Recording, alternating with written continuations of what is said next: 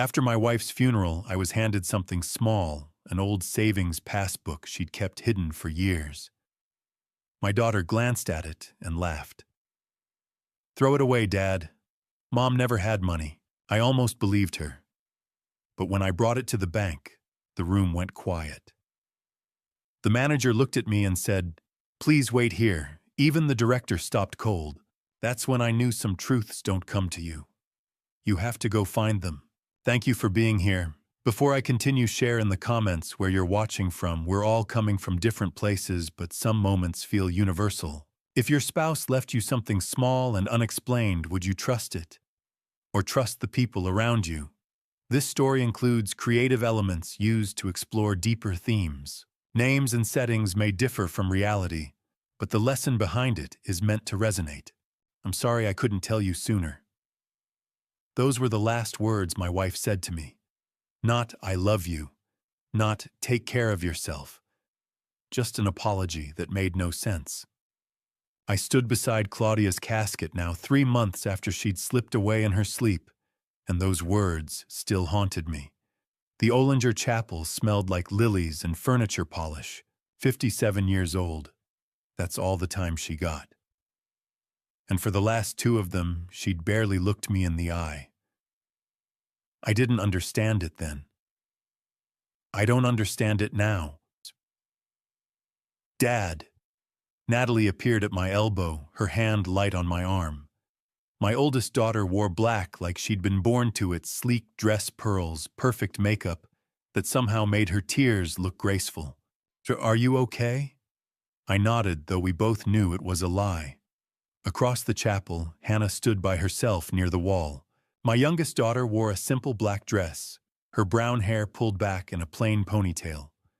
She looked small, alone.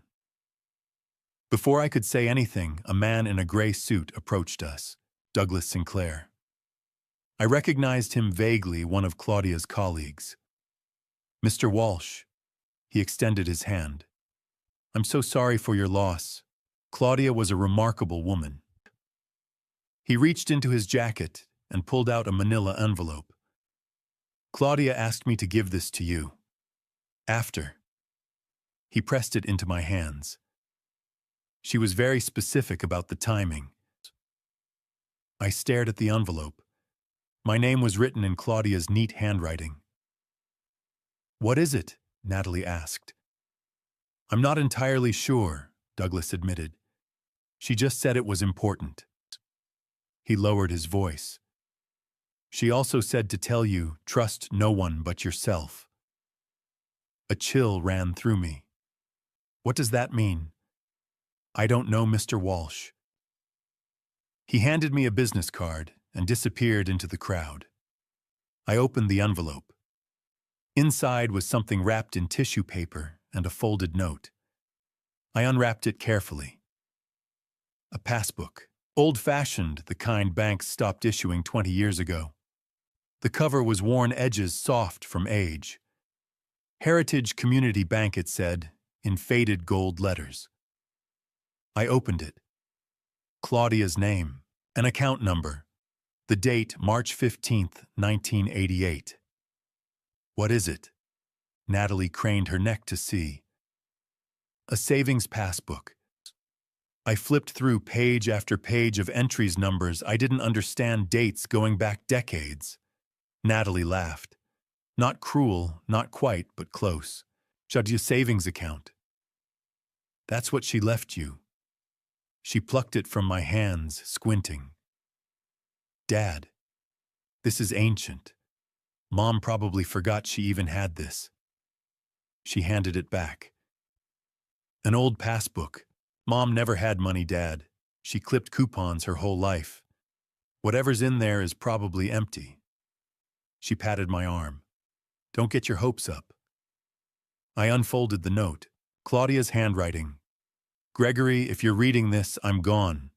Go to Heritage Community Bank downtown. Ask for Warren Shields. Trust no one else. I love you. See." "What does it say?" Natalie asked. I folded it back up, slid everything into my jacket pocket. "Something personal."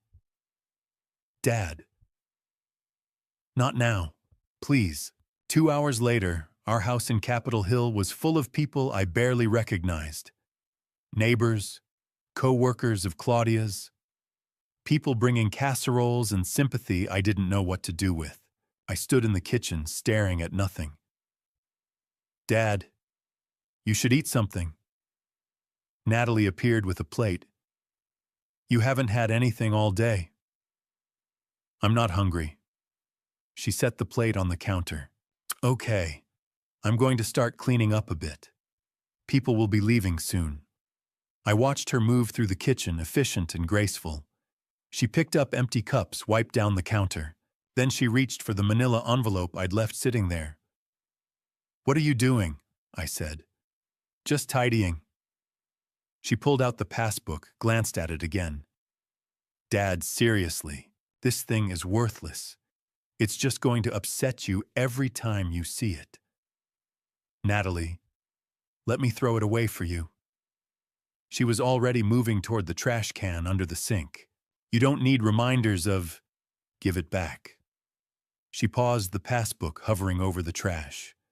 Then she smiled. Of course, sorry. I was just trying to help. She set it back on the counter, but I saw something in her eyes, something I didn't recognize. I need some air, I said, and walked out to the back porch. Through the kitchen window, I watched Natalie look around. The room was empty now. Everyone had drifted into the living room. She picked up the passbook again. This time, she didn't hesitate. She opened the trash can and dropped it in, pushed it down under some paper towels. Then she walked out the back door. A man was waiting for her in the driveway, tall, good-looking in that too smooth way. I'd seen him outside the chapel earlier. Natalie glanced back at the house, then leaned close to him. Did you get it? He asked, voice low. She nodded. It's done. It's garbage. Good. He touched her arm. Your old man doesn't suspect anything. He doesn't suspect anything. He never does. They walked toward the street together, and I stood there on my own porch, frozen. Inside, through the kitchen window, I saw Hannah. She'd come in from the living room. She was standing by the trash can, staring down into it. Slowly, she looked up. Our eyes met through the glass. She looked terrified. Then she turned and walked away. I couldn't sleep. The house was too quiet. That's what nobody tells you about grief. It's the silence that kills you. No sound of Claudia moving around in the bathroom. No soft breathing beside me in bed. Just emptiness that pressed down on my chest, like a weight I couldn't lift.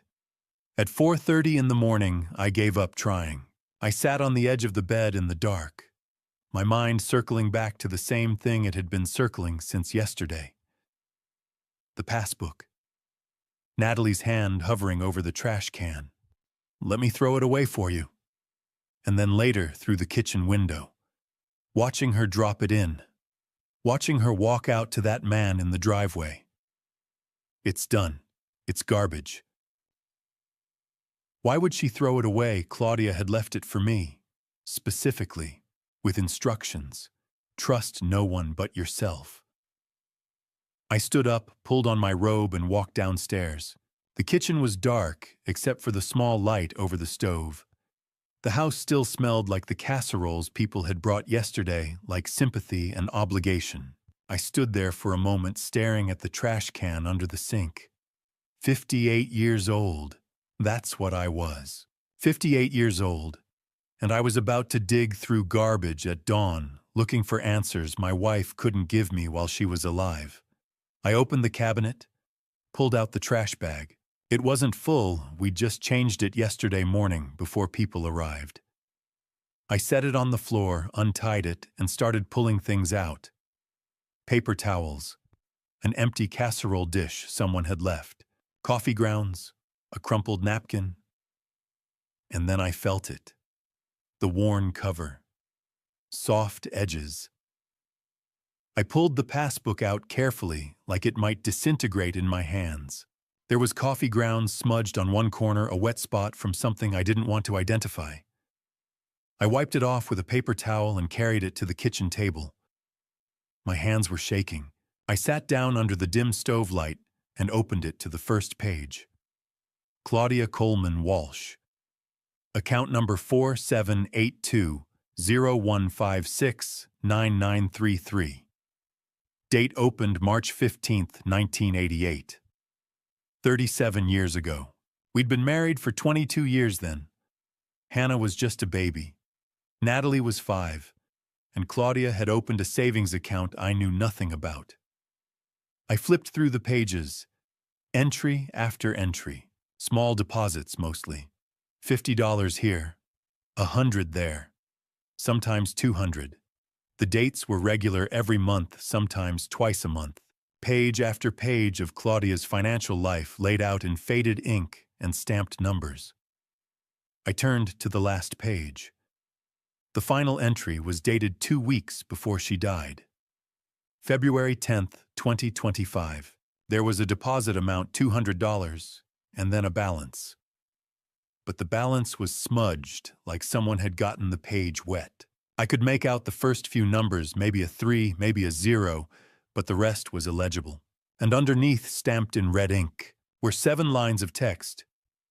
Unauthorized access attempt, March 15, 2024. Unauthorized access attempt, June 22, 2024. Unauthorized access attempt, August 9, 2024. Unauthorized access attempt, October 30, 2024. Unauthorized access attempt, December 14, 2024. Unauthorized access attempt, January 20, 2025. Unauthorized access attempt, February 3, 2025. I stared at the red stamps 7 times. Someone had tried to access Claudia's account 7 times over the course of nearly a year. The last attempt was just 2 weeks before she died. Who and why hadn't she told me? I set the passbook down, hands still trembling, and pulled the note from my robe pocket. I'd read it yesterday at the chapel, but I read it again now. Gregory, if you're reading this, I'm gone. I'm sorry I couldn't explain while I was alive. I was protecting you. Go to Heritage Community Bank downtown. Ask for Warren Shields. Don't go to anyone else. Don't tell anyone what you find. Trust no one but yourself. I love you. I always have. See, protecting me from what I looked at the 7 red stamps again. Unauthorized access attempts. Someone had been trying to get into Claudia's account. Repeatedly. For almost a year. And she'd known about it. She'd kept the passbook, kept the evidence, but never said a word to me. Trust no one but yourself. I thought about Natalie yesterday. Her hand on my arm. Don't get your hopes up, Dad. Her dismissive laugh. Mom never had money.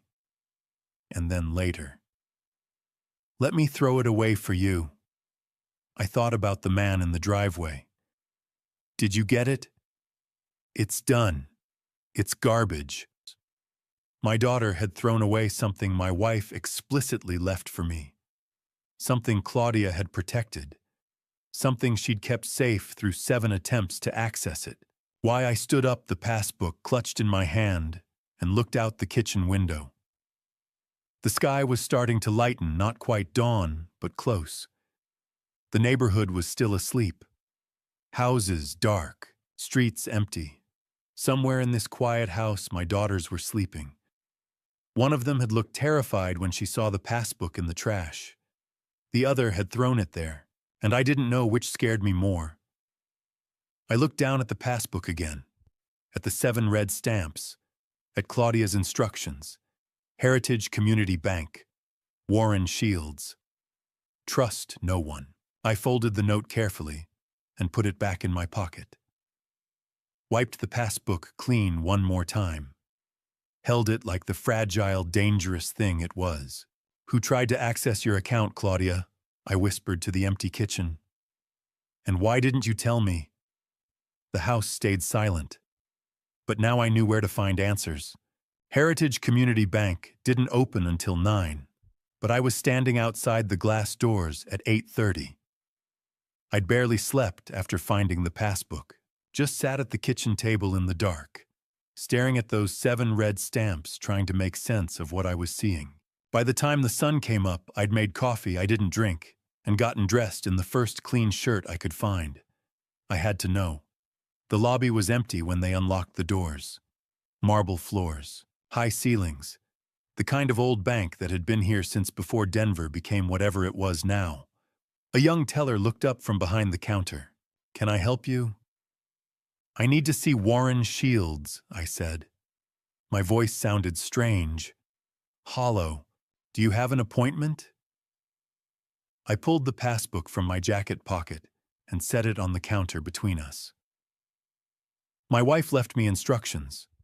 She said to ask for Warren Shields, no one else. The teller looked at the passbook, then at me. Something shifted in her expression. "One moment, please." She disappeared through a door behind the counter. I stood there holding on to the edge of the marble like it was the only solid thing left in the world. 2 minutes later, a man emerged. 50s, maybe. Gray hair, wire-rimmed glasses, a suit that looked like he'd worn it every day for 20 years. He walked straight to me. "Mr. Walsh." "Yes." "I'm Warren Shields, branch director." He extended his hand. His grip was firm, certain. "I've been expecting you. Please follow me." He led me through the lobby past the teller windows, into a small office with a desk and 2 chairs, and a computer that looked older than my marriage. He closed the door behind us. "I'm very sorry for your loss," he said quietly. Claudia she was a remarkable client, a remarkable woman. "You knew her, for many years." He gestured to the chair across from his desk. "Please, sit." I sat. Set the passbook on the desk between us. Warren picked it up carefully, like it was something fragile. He opened it to the first page, then turned to his computer and began typing. I watched numbers and letters scroll across the screen. Account numbers, dates, things I didn't understand. Then he stopped, leaned forward, stared at the screen for a long moment. "Mr. Walsh," he said slowly. "Do you know what's in this account?" "No." My throat was dry. The balance was smudged. I couldn't read it. He turned the monitor toward me. "Account 4782-0156-9933. Account holder Claudia Coleman Walsh, joint holder, Gregory Walsh, added February 15, 2022, current balance $3,047.612. 83. $3,047,612. I stared at the number until it stopped making sense, until the digits blurred into something abstract. Unreal. "That can't be right," I heard myself say. "I assure you it's correct." Warren's voice was gentle. "Your wife opened this account in 1988. She made regular deposits for 37 years, small amounts mostly, never enough to draw attention, but consistent, disciplined." He paused. "The compound interest over that time period is substantial. 37 years. I did the math in my head. 37 years was... Hannah was born in 1995. Natalie in 1990. Claudia had started saving 2 years after Natalie was born, before I'd gotten my promotion at the engineering firm. Back when we were living in the small rental on York Street and eating spaghetti 3 nights a week because that's what we could afford. "I didn't know," I said. "She never told me. She was very clear that you wouldn't." Warren folded his hands on the desk. 3 years ago, she came in and added you as a joint account holder. She said if anything happened to her, you needed immediate access. No probate, no delays. 3 years ago, right around the time the unauthorized access attempts started. The red stamps, I said, in the passbook, 7 of them. Warren's expression darkened. Yes, I need to explain those. He turned back to his computer, pulled up a different screen. Over the past year, someone has attempted to withdraw or transfer funds from this account 7 times. Each time using forged documents, forged signatures. Who? He didn't answer immediately. Instead, he opened a desk drawer and pulled out a manila folder. Thick, official-looking. He slid it across the desk to me. Security footage, he said. From each attempt. I opened the folder. Inside were printouts. Time-stamped photographs from the bank's security cameras. Black and white, grainy, but clear enough. The first photo was dated March 15th, 2024. A woman at the teller window, dark hair pulled back. Expensive coat. Confident posture. Natalie. I flipped to the next photo. June 22nd, 2024. Same woman, different outfit, same confident smile. The third, August 9th, Natalie again. I went through all 7. Every single one was my daughter. Different dates, different clothes, same face. She tried 7 times, Warren said quietly. Shut the first 6 times she attempted to withdraw funds using a power of attorney document. But the signatures didn't match our records. Our system flagged them immediately. And the 7th time, she tried to change the account beneficiary, remove you, add herself. He paused. That attempt was made on February 3rd, 3 weeks before your wife passed. I set the photos down. My hands were shaking again. Why didn't you call the police? Your wife wouldn't let us. Warren's voice was careful now.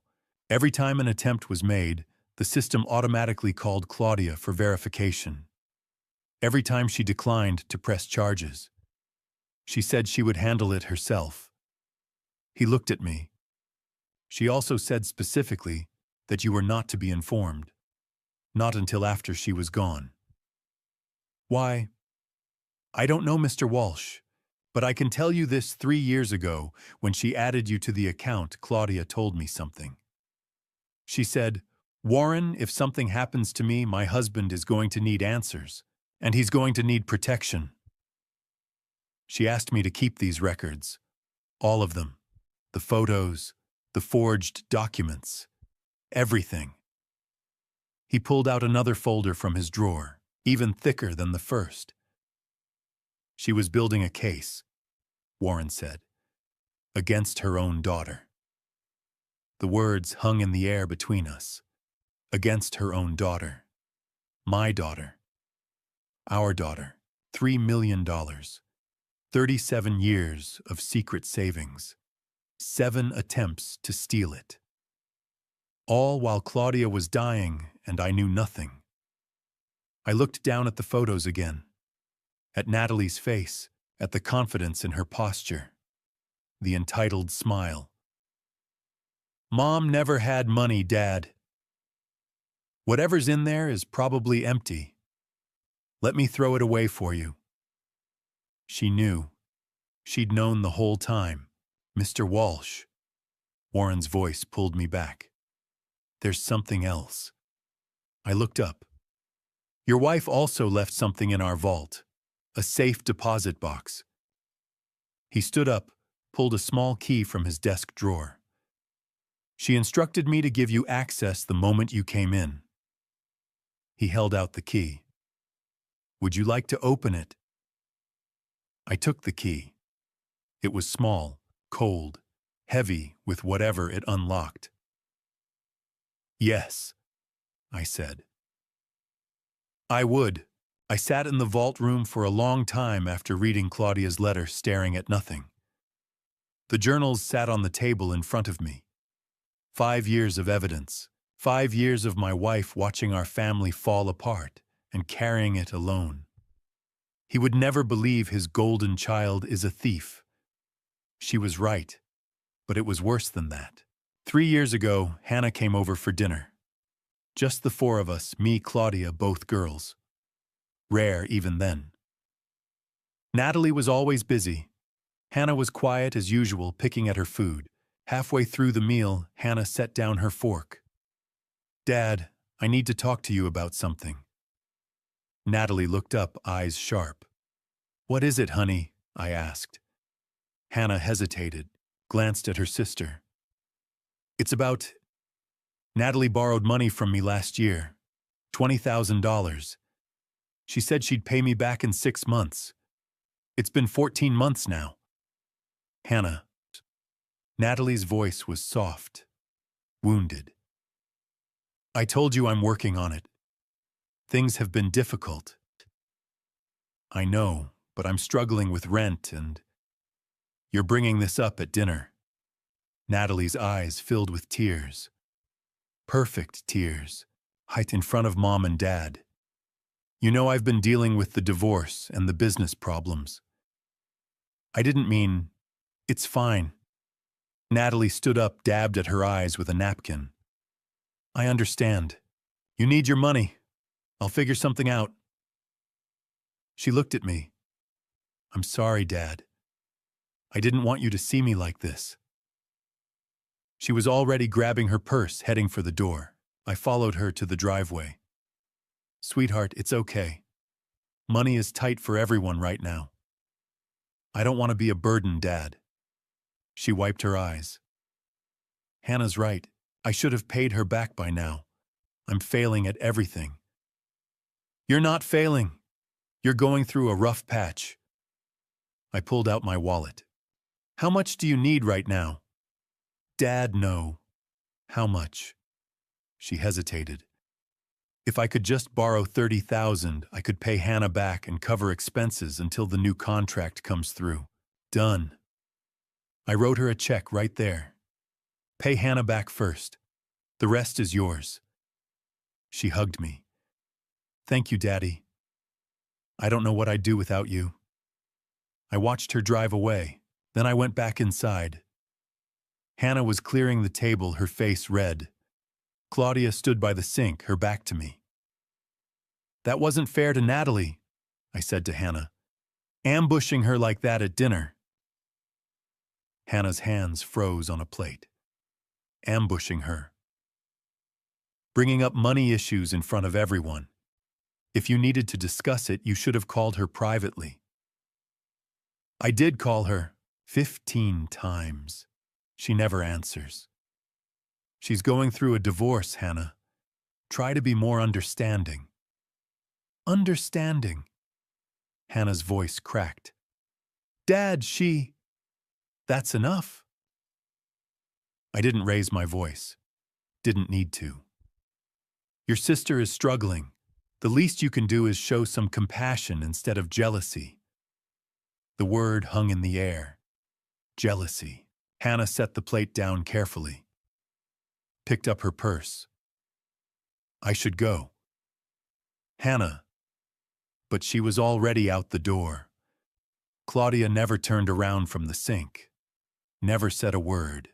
2 years ago, I came home from work and found Claudia sitting at the kitchen table, staring at nothing.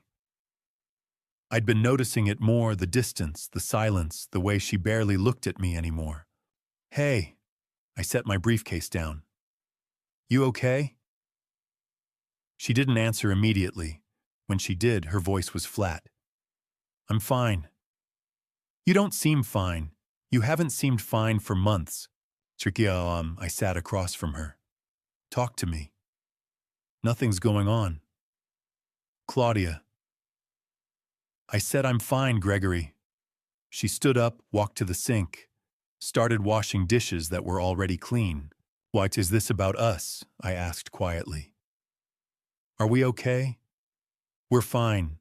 But we weren't fine. I knew we weren't fine. I just didn't know why.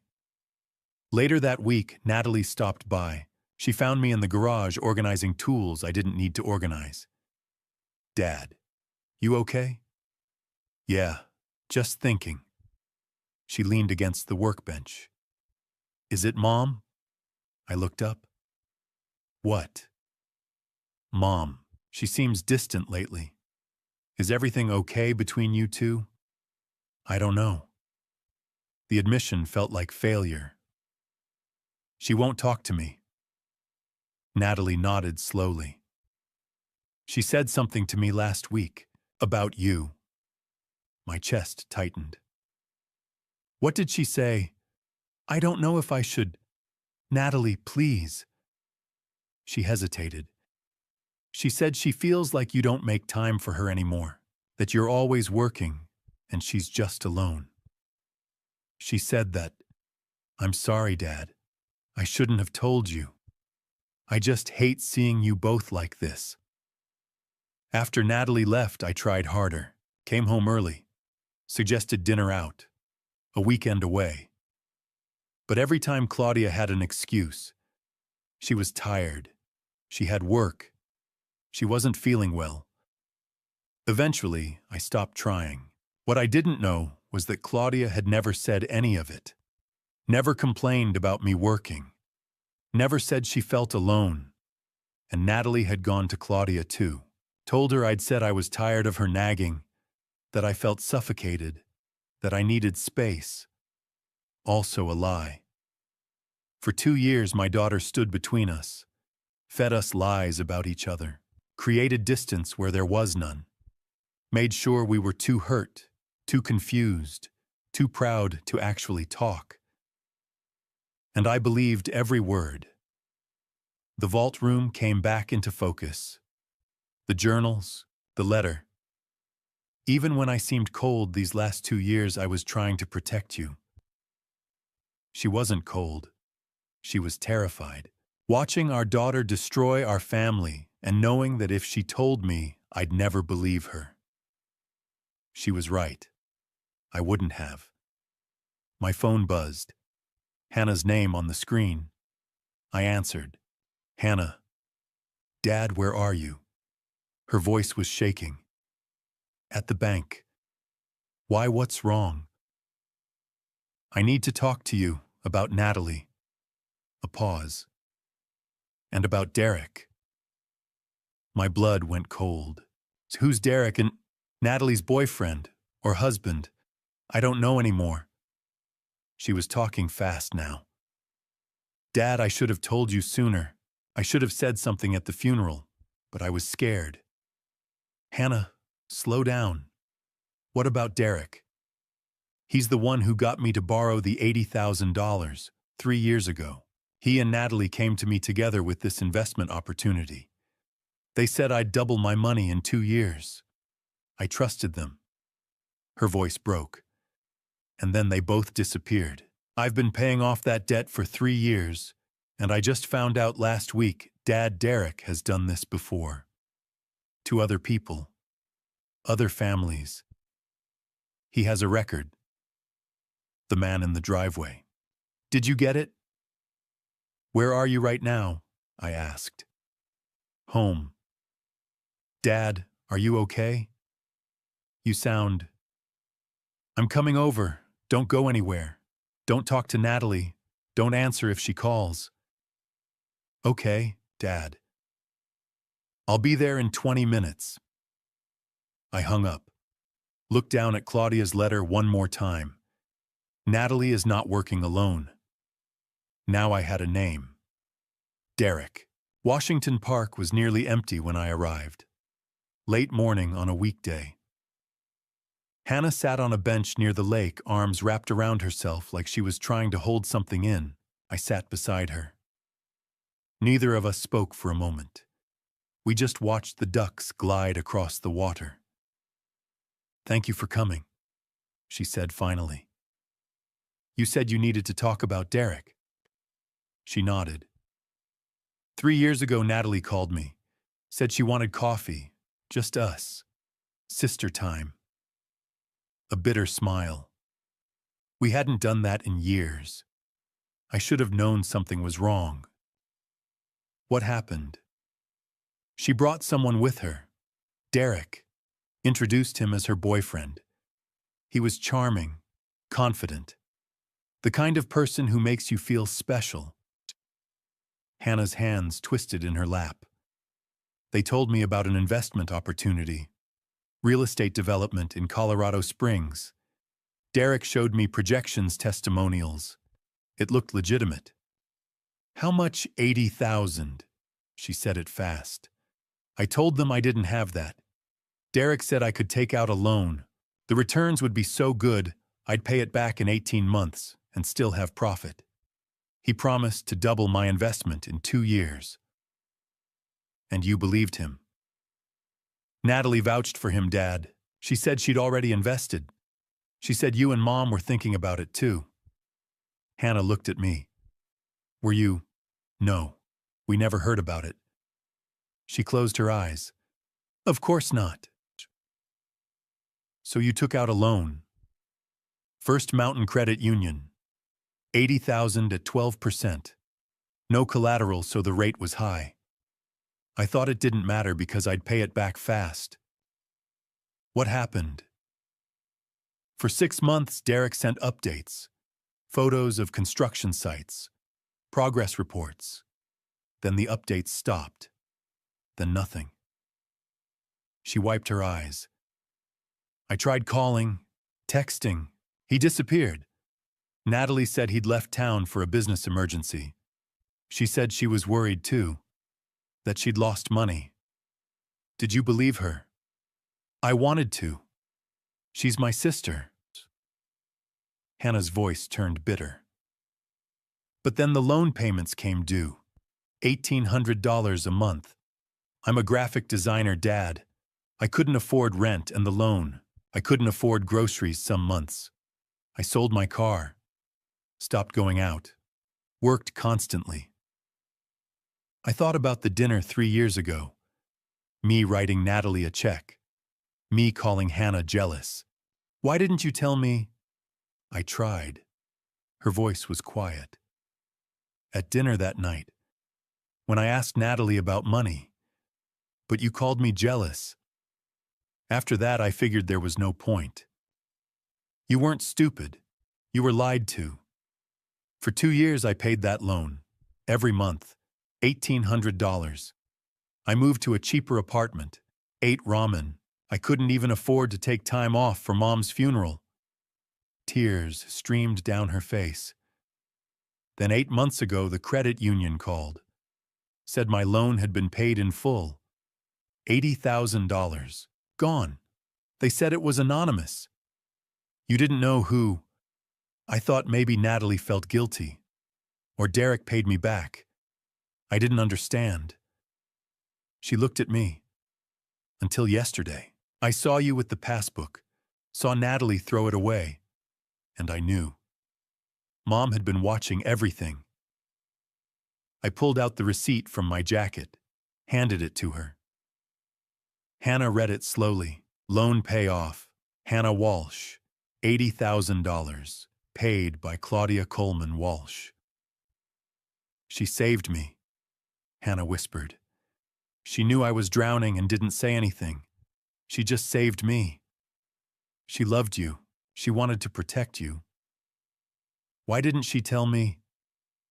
Because if she did, it would tear the family apart. She was trying to build a case quietly. And then she died before she could finish. Yeah. We sat in silence. The ducks kept swimming. The world kept moving. There's something else, Hannah said. About Derek. I looked at her. After the funeral, I searched for him online. Derek Samuel Morrison, 40 years old. He has a criminal record. She pulled out her phone, showed me a mugshot. The same man from the driveway. Elder fraud. Financial exploitation. Arrested in Florida in 2012, Arizona in 2016. Both times he targeted older people, fake businesses, retirement money, He served time in both states. My blood went cold. And now he's with Natalie. Yeah. Hannah's voice was steady now. He's done this before, Dad, to other families. I think he targeted Natalie, used her to get to the rest of us. I stared at the photo. Derek Samuel Morrison. The man who'd gotten my daughter to steal. The man who'd tried to take $3 million from my wife. The man who was still out there. We're going to the police, I said. Right now. Hannah nodded. Okay. But as we stood to leave, I looked back at the lake. Thought about Claudia. How she'd seen all of this coming. How she'd saved Hannah without taking credit. Trust no one but yourself. Derek wasn't just Natalie's boyfriend. He was the predator. And we were the prey. By the time we got back to my house, it was dark outside. Hannah set her laptop on the kitchen table and opened it. Her hands were steadier now. Focused. Let me show you what I found. I pulled a chair beside her. She typed Derek Samuel Morrison into the search bar. The results filled the page. News articles, court records, mugshots, a trail of destruction stretching back over a decade. Here. She clicked on the first article. Miami Herald, August 2012. Local man arrested in elderly fraud scheme. Derek's photo stared back at me. Younger but the same face, the same smile. Hannah read aloud. Derek Samuel Morrison, 32, arrested for defrauding 3 elderly victims out of $420,000. Charged with wire fraud, identity theft, and exploitation of the elderly. What happened to him? Pleaded guilty, 18 months in Florida State Prison, released March 2014. And then, Arizona. She clicked another article. Phoenix New Times, October 2016. Man sentenced in retirement scam. Derek Morrison, 36, sentenced to 2 years for targeting retirees. Posed as a financial advisor. Convinced victims to liquidate retirement accounts. Total losses exceeded $600,000. I stared at the screen. He served time. Got out. Did it again. Yeah.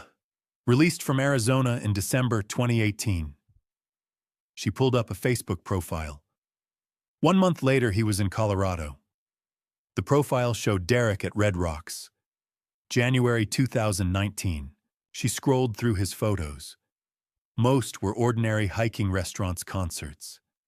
Then she stopped on one dated April 2019. Derek and Natalie. His arm around her shoulders. Her smile bright and genuine. 6 years ago, I said quietly. Right when he got to Colorado. She clicked through more photos. May 2019 Rockies game. June dinner somewhere fancy. August 2019, a selfie in front of my house. My house. He targeted her, I said. Look at this. Hannah pulled up another article. Arizona Republic, November 2016. 2 women arrested in elder fraud case. 2 mugshots. Both women in their 30s. Both attractive, well-dressed. Melissa Craig and Jennifer Morrison, both romantically involved with Derek Morrison, arrested for conspiracy to commit fraud. Prosecutors allege the women helped Morrison identify and access victims. Craig got 3 years. Morrison, Derek's wife, got 5 years. His wife went to prison. Both of them did. Or girlfriends. Hannah pulled up another article. The first was in Florida. Sarah Bennett helped Derek forge documents and access bank accounts. 2 years, I sat back. He finds women, uses them. When they get caught, he disappears. 3 times that we know of. Florida, Arizona, Colorado. Same pattern. Meet a woman. Charm her. Get her to help him target people, usually family. When it falls apart, she goes to prison. He walks away. And now he's with Natalie. For 6 years. I thought about Claudia's journals. The first entry was March 2020, 1 year after Derek appeared. He spent a year getting close before Natalie started stealing. He's patient. Hannah clicked through more photos. Derek at Thanksgiving 2019. I barely remembered him being there. Just some guy Natalie was dating.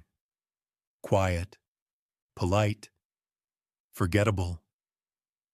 That was the point. Look at this.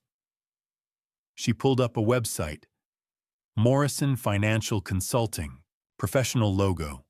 Sleek design. Photos of office buildings and happy clients. This is the company he used for my pitch. It looks legitimate, right? I scanned the page. Testimonials, performance charts, a Denver address. It's all fake. The address is a UPS store. The phone number's a burner. The testimonials are stock photos. This woman, she pointed to a smiling blonde. She's a Russian stock model, never invested $1 with Derek. I felt sick. How did you find all this? I've had 3 years to dig, Dad. 3 years paying off that loan and wondering who he really was. She closed the laptop. He's a predator. He's careful. He's smart. And he's still out there. I stood up, walked to the window. The street outside was quiet. Ordinary. Somewhere out there, Derek Morrison was planning his next move.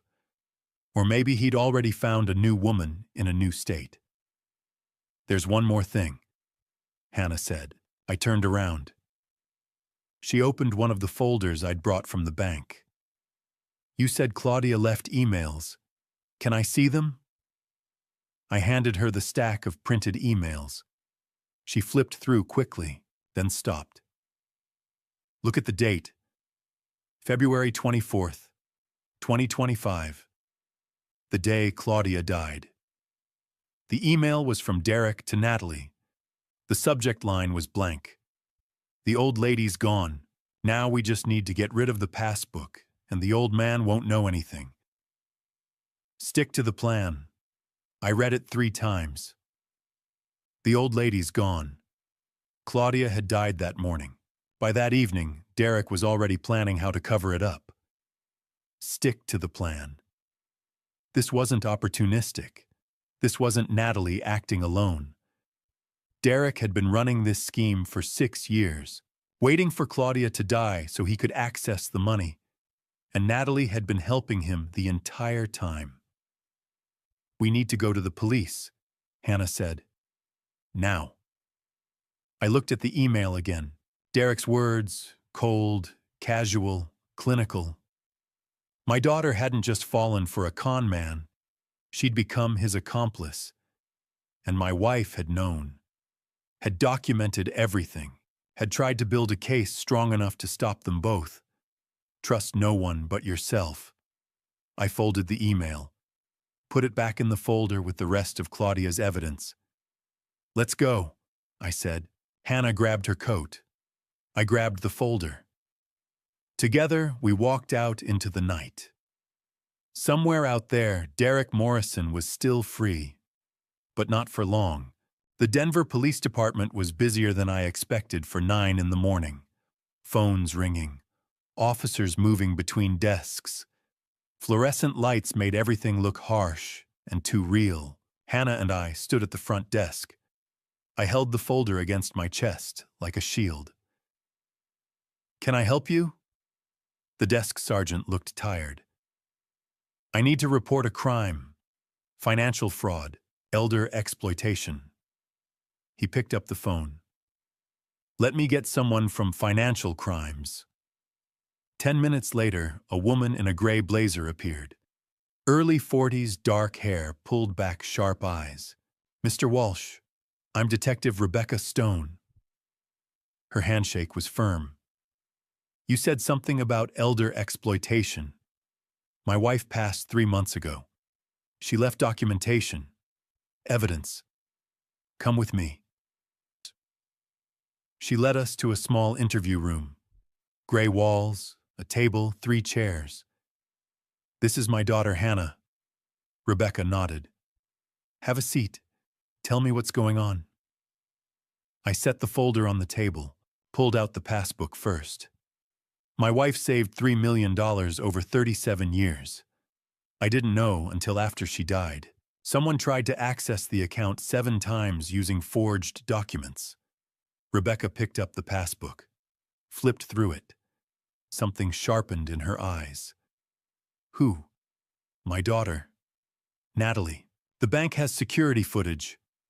I pulled out the photos. Rebecca studied each one carefully. And these, she gestured to the journals. My wife documented everything. 5 years. Every lie. Every dollar stolen. Every manipulation.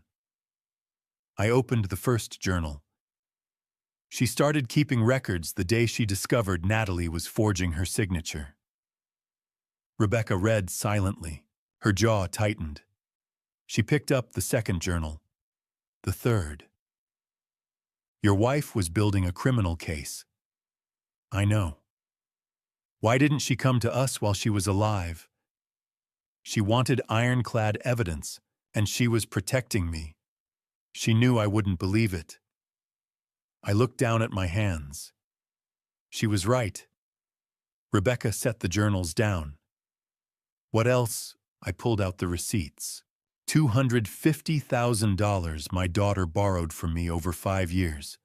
Never repaid. And this my wife paid off Hannah's $80,000 debt. A debt Natalie and her boyfriend created through a scam. So, boyfriend, Derek Samuel Morrison. Hannah showed Rebecca the mugshot. 2 prior convictions for elder fraud, Florida and Arizona. Rebecca's expression changed.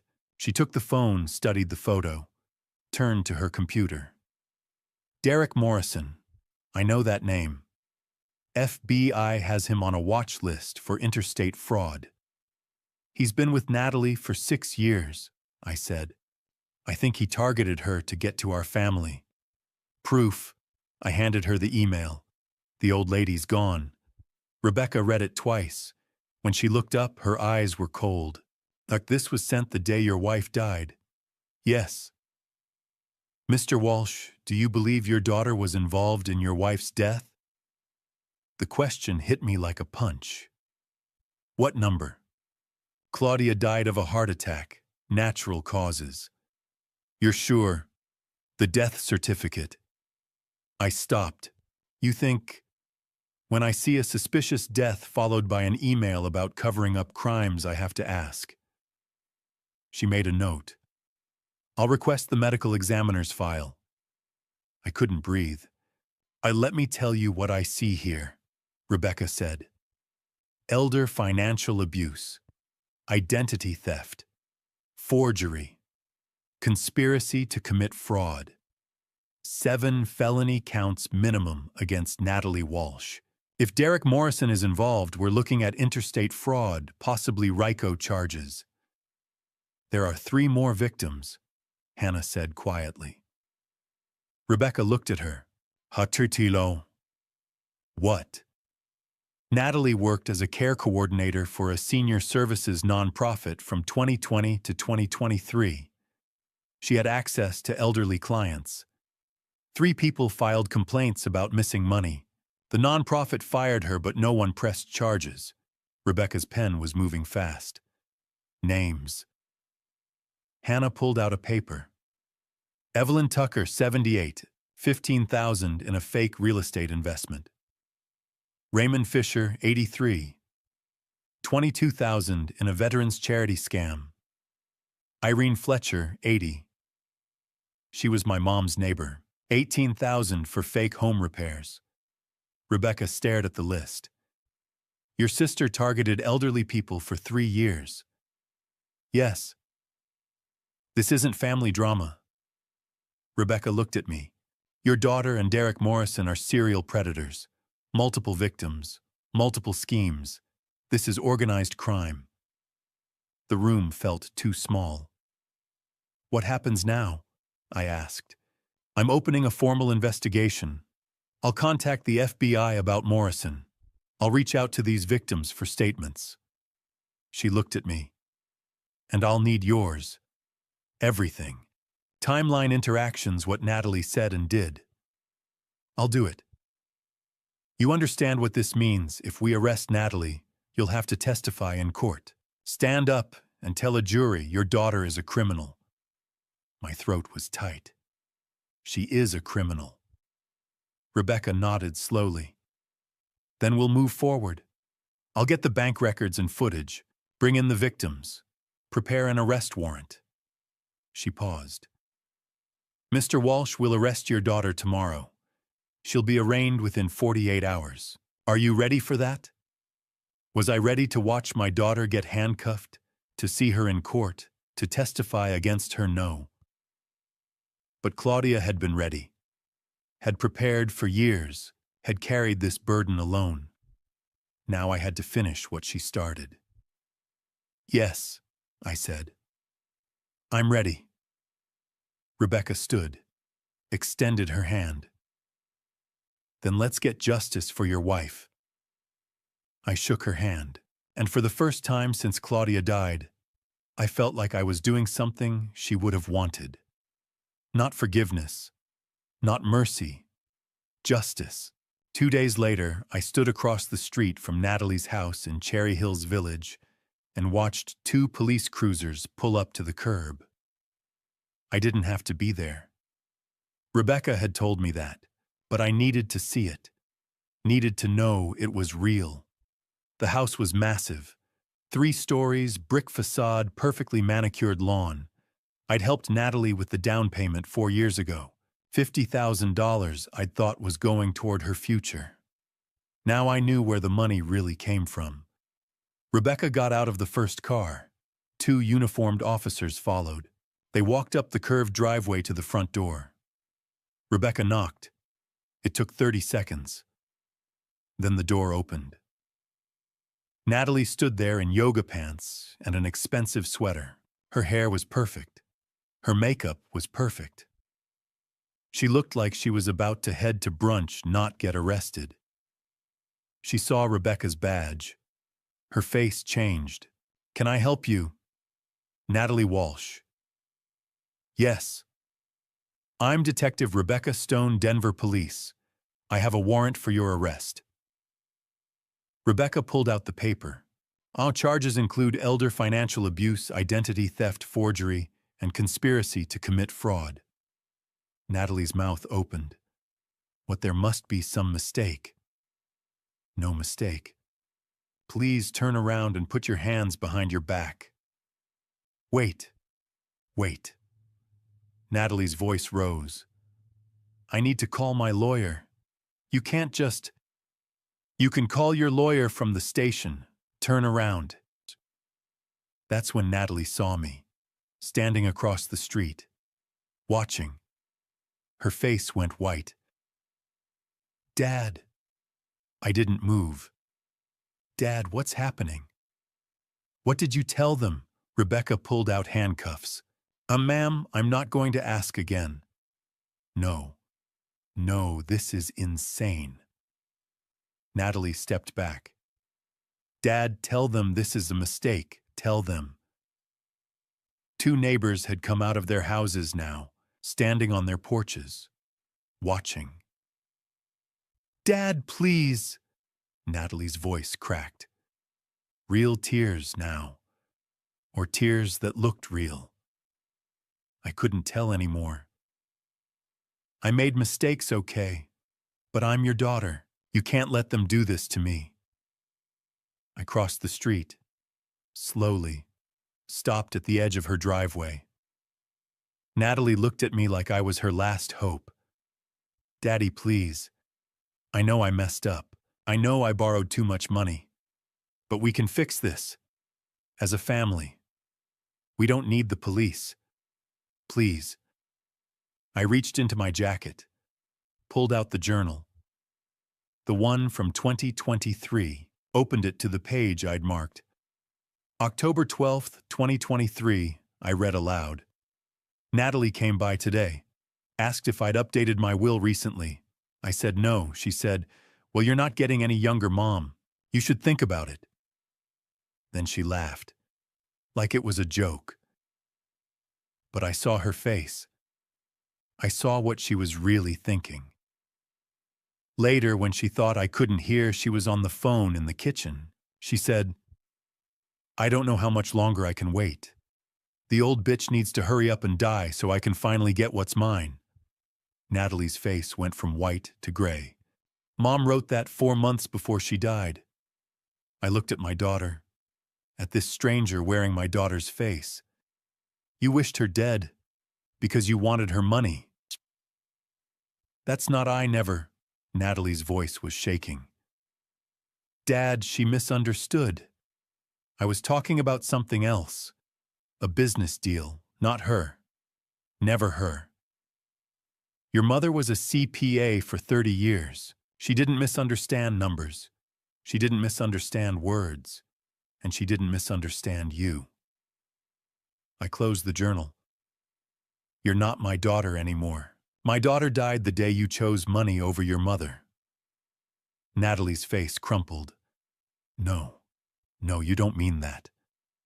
"Turn around," Rebecca said quietly. Natalie turned.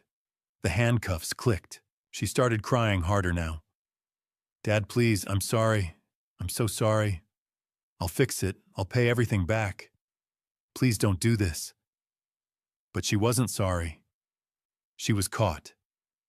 There's a difference. Rebecca led her toward the cruiser, read her rights. Natalie kept looking back at me, tears streaming down her face. "What about Derek?" I asked Rebecca. "He's gone. Left town 2 days ago. We have an alert out, but he's in the wind." She opened the back door of the cruiser. "FBI is looking for him now. Interstate flight. He'll turn up eventually." Natalie was put in the back seat. Through the window, I could see her crying. Could see her mouth moving. Probably still saying she was sorry. Still trying to manipulate. Still thinking there was a way out. The cruiser pulled away. A car pulled up behind it. Expensive. Black.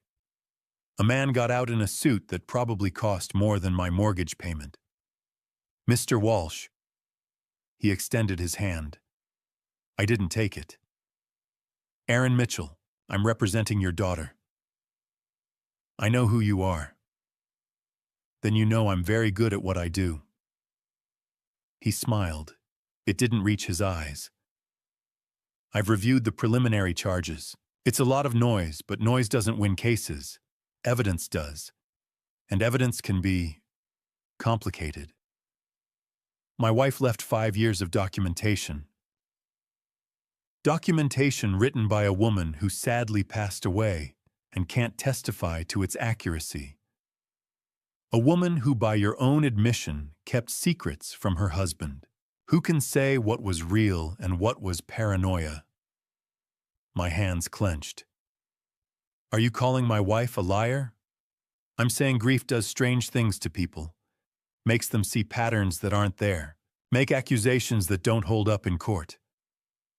He adjusted his cufflinks. "My client will plead not guilty, and we'll see you in court, Mr. Walsh, where you'll have to stand in front of a jury and accuse your own daughter of wanting her mother dead.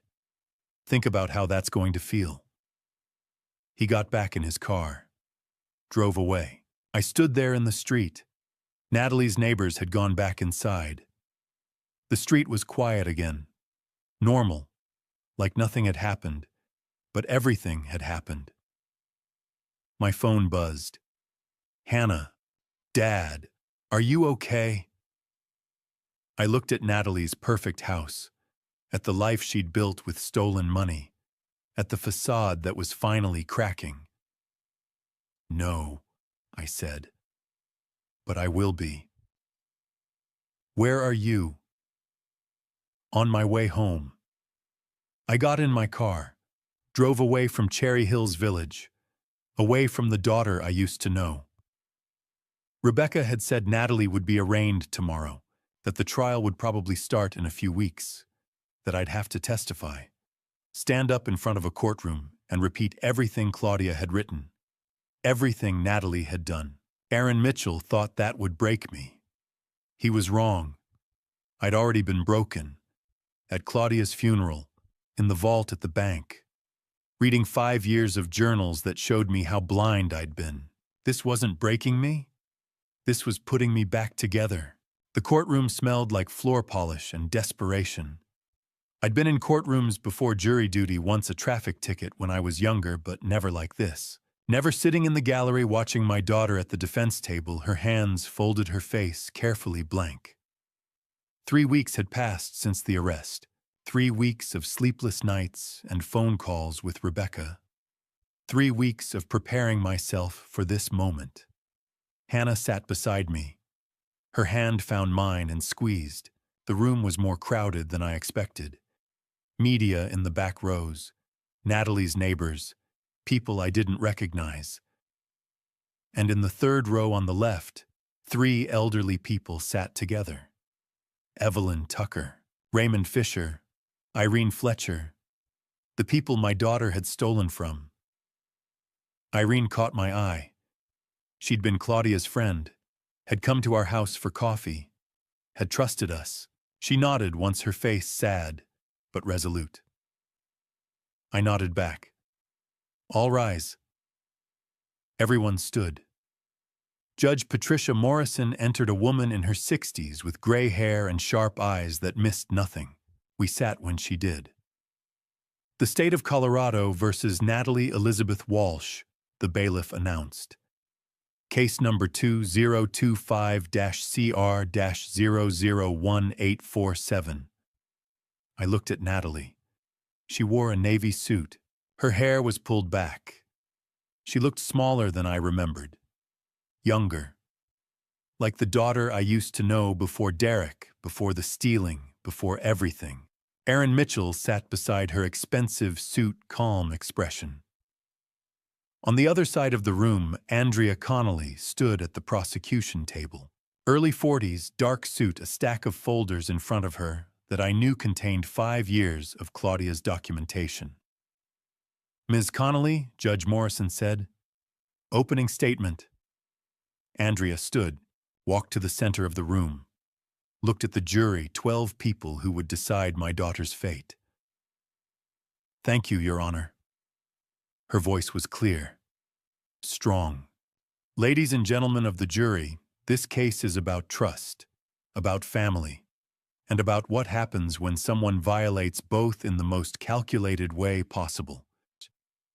She gestured to a screen on the wall. A photo appeared. Claudia, smiling, alive. My chest tightened. This is Claudia Coleman Walsh. For 37 years, she saved money. Small amounts. $50 here, $100 there. She was a CPA, a woman who understood numbers, understood planning. By 2025, she had saved $3,047,000. The jury leaned forward. Claudia never told anyone about this account. Not her husband, not her daughters. She kept it secret because she was afraid. Afraid of the defendant. Andrea pointed to Natalie, her own daughter, because for 5 years the defendant attempted to steal that money. 7 times. 7 separate attempts using forged documents, forged signatures, lies.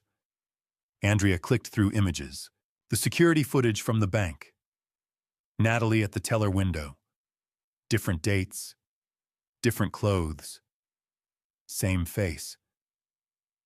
The defendant didn't act on impulse. This was calculated. Patient. Cruel. While her mother was dying, the defendant was trying to steal her life savings. And when the attempts at the bank failed, the defendant turned to other victims. 3 more photos appeared.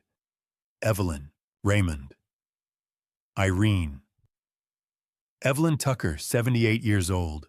The defendant convinced her to invest $15,000 in a fake real estate fund. Raymond Fisher, 83. The defendant ran a fake charity and stole $22,000 intended for veterans. Irene Fletcher, 80. The defendant took $18,000 as a deposit for home repairs that never happened. Andrea's voice hardened. 3 elderly victims. $55,000 stolen.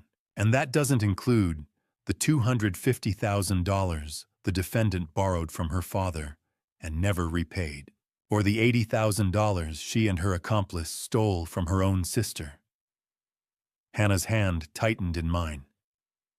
The charges are 7 counts of attempted fraud, 3 counts of elder financial abuse, identity theft, forgery, conspiracy to commit fraud. The evidence will show that Natalie Walsh is not a victim. She is a predator, and the jury will have the opportunity to hold her accountable. Andrea sat down. Judge Morrison looked at Aaron Mitchell. Mr. Mitchell, your opening statement. Aaron stood, buttoned his jacket, walked slowly to the center of the room. He didn't look at the jury right away. He looked at Natalie. Let them see his client, young, vulnerable, alone. Ladies and gentlemen, my name is Aaron Mitchell, and I represent Natalie Walsh. And I'm here to tell you about the real predator in this case. He paused. Derek Samuel Morrison. He clicked a button. Derek's mugshot appeared on the screen. Derek Morrison, 40 years old, 2 prior convictions for elder fraud in Florida and Arizona. A professional con man who targets women, manipulates them, uses them to access money, and then disappears when things go wrong. Derek Morrison met Natalie Walsh 6 years ago. He was charming, confident. He told her he loved her. And slowly, methodically, he turned her into a tool for his crimes. Aaron's voice was smooth, sympathetic. The prosecution wants you to believe Natalie is a mastermind, but the evidence will show she's a victim, a woman manipulated by a career criminal. Yes, she made mistakes. Yes, she trusted the wrong person, but making mistakes is not the same as being a criminal. He gestured to the empty chair beside Natalie. Derek Morrison isn't here. He fled, abandoned Natalie the moment the police got involved. Because that's what he does. He uses women and leaves them to face the consequences alone. That's exactly what happened to 2 other women, both of whom went to prison while Derek walked free. Aaron turned to the jury. The prosecution has documents. They have journals written by a woman who tragically passed away and cannot be cross-examined. They have security footage that shows Natalie at a bank, but not what Derek told her to do, not the threats he made. Not the control he had over her. He paused. Let the words sink in. My client is not innocent of everything, but she is innocent of being a predator. She's a victim of one, and I'm asking you to see the difference. He sat down. Judge Morrison looked at the jury. You've heard the opening statements. The prosecution will now present its case. This trial will determine whether Natalie Walsh is a victim, as the defense claims, or a willing participant in a 5-year scheme to defraud her family and vulnerable elderly people. She looked at Andrea. Call your first witness. Andrea stood. Her eyes met mine across the room. The prosecution calls Gregory Walsh to the stand. The room went silent. Hannah squeezed my hand one more time, then let go. I stood. My legs felt unsteady. Every eye in the room was on me as I walked to the witness stand. The bailiff held out a Bible. Do you swear to tell the truth, the whole truth, and nothing but the truth? I looked at Natalie. She was staring at me. Her eyes were wet. I do, I said. I sat down. Andrea approached. Behind her, Natalie looked small and scared at the defense table. Aaron Mitchell's pen was poised over his notepad, ready to tear apart everything I was about to say. And somewhere in the third row, 3 elderly people waited to hear me tell the truth about what my daughter had done to them. To all of us. Andrea's first question was simple. Mr. Walsh, how long were you married to Claudia Coleman Walsh? 36 years. And when did you first learn about the $3 million account? I took a breath. The day of her funeral. Can you tell the jury what happened that day? And I did. I told them everything. They asked me to tell the truth. So I told them everything, even the parts that broke me. Andrea stood in front of the witness stand. Behind her, 12 jurors watched. Natalie sat at the defense table, her hands folded, her face pale.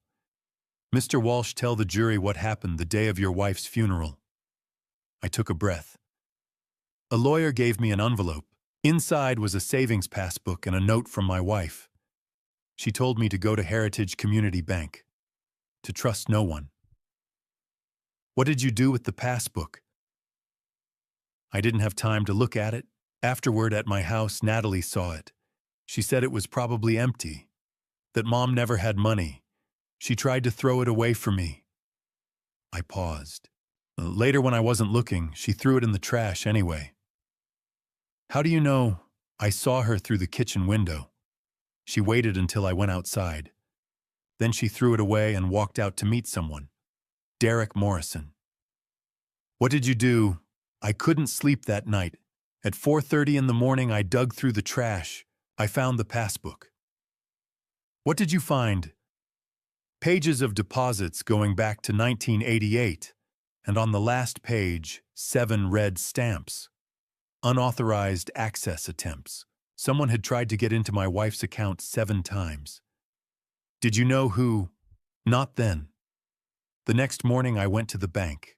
The director told me there was $3,047,000 in the account. A murmur went through the courtroom. And you had no idea this account existed? None. My wife saved that money for 37 years without telling me. What else did you learn? He showed me security footage. 7 attempts to withdraw money using forged documents. Every attempt was Natalie. I looked at my daughter. She was crying quietly. He also told me my wife had a safe deposit box.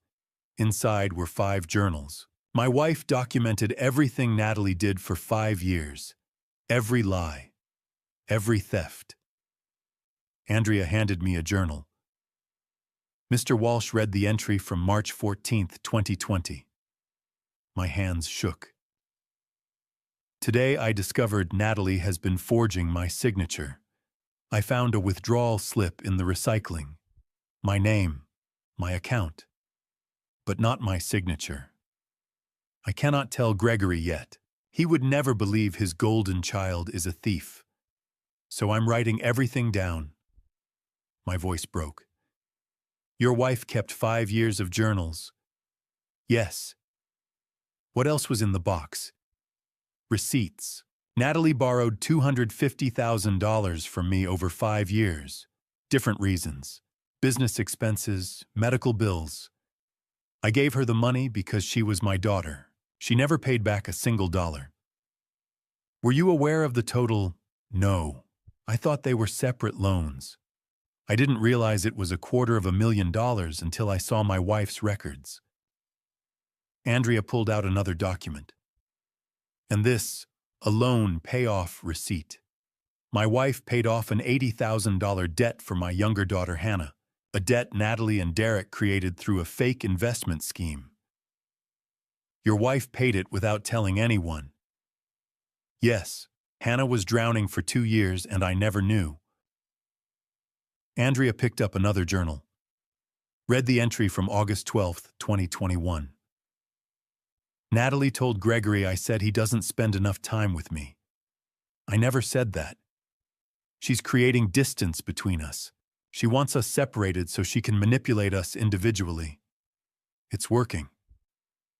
Did your relationship with your wife change? Yes, she became distant, cold. I thought she didn't love me anymore, but it wasn't her. It was Natalie.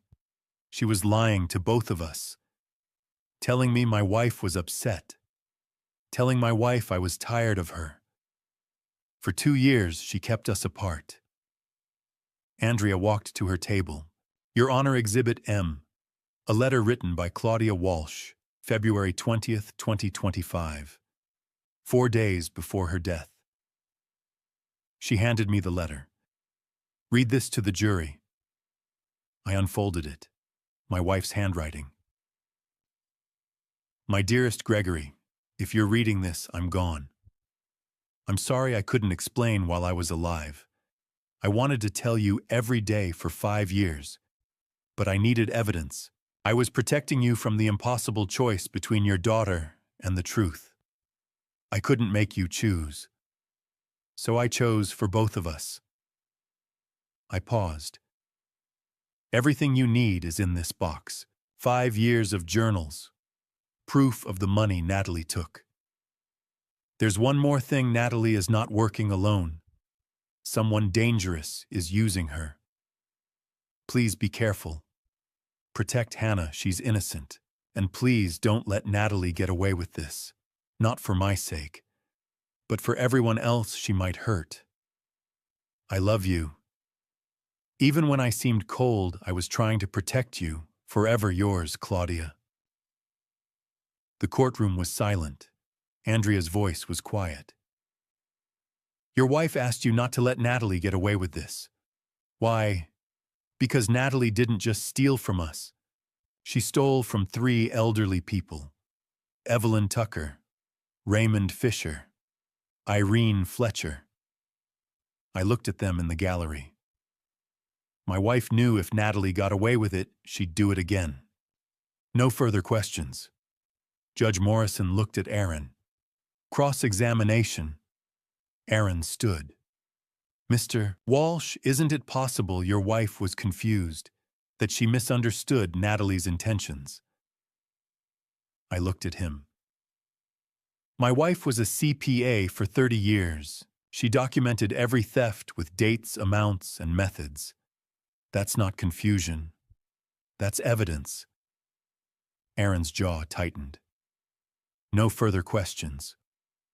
Court breaks for the day, Judge Morrison said. Resumes tomorrow at 9. I stepped off the stand. Hannah was there immediately, her arms around me. Across the room, Natalie watched, her face streaked with tears. She mouthed something. Maybe, I'm sorry. I looked away. Because sorry doesn't fix 5 years of lies. Sorry doesn't bring Claudia back. And sorry doesn't save the people Natalie hurt. The bailiff led her away, and I walked out knowing I'd just destroyed my daughter to honor my wife. Before we go deeper into a simulated scenario of what unfolds next, and why it offers an important lesson for us, I'd really like to hear your perspective if you were in this situation. How do you think you would feel? Please share your honest thoughts in the comments so we can discuss them together. Please note, the next part of this story includes dramatized elements created for educational and storytelling purposes. If this style doesn't align with your preferences, I fully respect your choice to stop the video here. Justice doesn't feel like victory. It feels like closing a wound that will never fully heal. 4 hours after the jury left to deliberate, we got the call. They'd reached a verdict. I sat in the gallery beside Hannah. Her hand was in mine. Across the aisle, Evelyn Tucker, Raymond Fisher, and Irene Fletcher sat together. 3 people my daughter had stolen from. 3 people waiting to see if the system would protect them. The jury filed back in. 12 faces carefully blank. None of them looked at Natalie. That's when I knew. All rise. Judge Morrison entered. We stood, sat when she did. Has the jury reached a verdict? She asked. The 4-person stood. A woman in her 50s with gray hair. We have your honor. On the charge of elder financial abuse, count 1, how do you find guilty? Natalie's shoulders jerked. Aaron put a hand on her arm. Count 2, guilty. Count 3, guilty. The foreperson read through all 10 counts. Elder financial abuse, identity theft, forgery, conspiracy to commit fraud, attempted fraud, 7 counts. Every single one guilty. By the time she finished, Natalie was sobbing. Her hands covered her face. Her whole body shook. I felt nothing. No satisfaction. No relief. Just emptiness. Thank you, Judge Morrison said to the jury. You are dismissed. She turned to Natalie. Ms. Walsh, please stand. Natalie stood slowly. Aaron stood beside her. She was still crying, her face red and wet. Natalie Elizabeth Walsh. Judge Morrison's voice was firm. You have been found guilty on all counts. Before I pronounce sentence, I will hear victim impact statements. She looked at the gallery. Evelyn Tucker. Evelyn stood. She was small, 78 years old, wearing a purple cardigan. She walked to the front of the courtroom with careful steps. I trusted Natalie like a granddaughter. She said, her voice quiet but steady. She came to my home, drank tea in my kitchen, looked at photos of my late husband. She told me about an investment that would help me leave money for my grandchildren. I gave her $15,000, every penny of my savings. Her voice cracked. She took it and disappeared. I couldn't afford my medications for 6 months. I trusted her, and she stole from me. Evelyn sat down. Raymond Fisher stood next. He was 83, thin, with a veteran's cap. I served in Vietnam, came home, worked 40 years as a teacher, saved what I could for retirement. Natalie told me she was collecting for a veterans charity, showed me brochures, official-looking papers. I gave her $22,000. He looked at Natalie. You stole my retirement, money I earned serving this country, money I saved teaching kids. You looked me in the eye and lied. He sat down. Irene Fletcher stood last. She was 80, with white hair and kind eyes that were now filled with tears.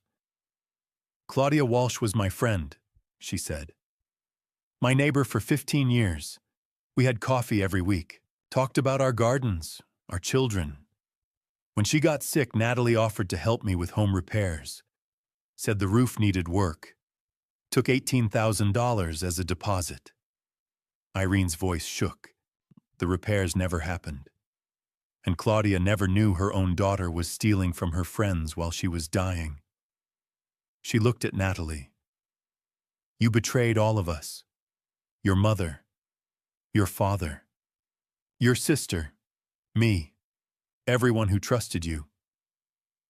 Irene sat down. The courtroom was silent. Judge Morrison looked at Natalie. Do you have anything to say before sentencing? Natalie stood, wiped her eyes. I'm sorry, she whispered. I'm so sorry. I made terrible mistakes. I let someone manipulate me. I hurt people I love. If I could take it back, I would. I'm sorry. Aaron sat down. Judge Morrison's expression didn't change. Ms. Walsh, I've heard your apology, but I've also read 5 years of journals written by your mother. I've seen security footage of you attempting to steal from her 7 times. I've heard testimony from 3 elderly victims you defrauded. She paused. You showed no remorse until you were caught. You targeted vulnerable people, including your own dying mother. This court shows no mercy for such cruelty. Judge Morrison looked down at her notes. On counts 1 through 3, elder financial abuse, you are sentenced to 2 years on each count, to run consecutively. On counts 4 through 10, fraud and identity theft, you are sentenced to 1 year on each count concurrent. Total sentence 6 years in federal prison. Natalie collapsed into her chair. Aaron steadied her. Chaque dixonde. Additionally, the judge continued, you will pay restitution in the amount of $3,047,000 to Gregory Walsh and $55,000 to the 3 elderly victims. Upon release, you will serve 5 years of supervised probation. The gavel came down. This court is adjourned. Natalie was crying so hard now she couldn't stand. 2 bailiffs helped her up, led her toward the side door. She looked back at me one last time. I hope you're happy, Dad. I looked at my daughter, at the stranger wearing her face.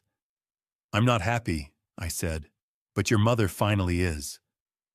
The bailiffs took her away. Evelyn, Raymond, and Irene came over. One by one, they shook my hand. Thank you, Evelyn said. Thank you for standing up for us. Your wife was a brave woman, Raymond added. Irene hugged me. Claudia would be proud. I couldn't speak, just nodded. Hannah and I walked out of the courthouse together. The late afternoon sun was too bright after the dim courtroom. The world kept moving. People walking past, cars driving by. Like nothing had happened. But everything had happened. Are you okay? Hannah asked. No, I said. But I will be. We stood there for a moment on the courthouse steps. What happens now? She asked. Derek's still out there. FBI's looking for him. I looked at her. Rebecca said they'll find him eventually. He's done this too many times. Someone always talks. Hannah nodded. And us? We go home. We figure out how to move forward. I put my arm around her. Together. She leaned against me. Mom saved all that money for 37 years. What are you going to do with it? I thought about Claudia, about the journals, about the 3 people who'd just thanked me for doing what she'd asked. Something that matters, I said. Something that would make her proud. We walked down the steps. Behind us, the courthouse doors closed. Natalie was going to prison.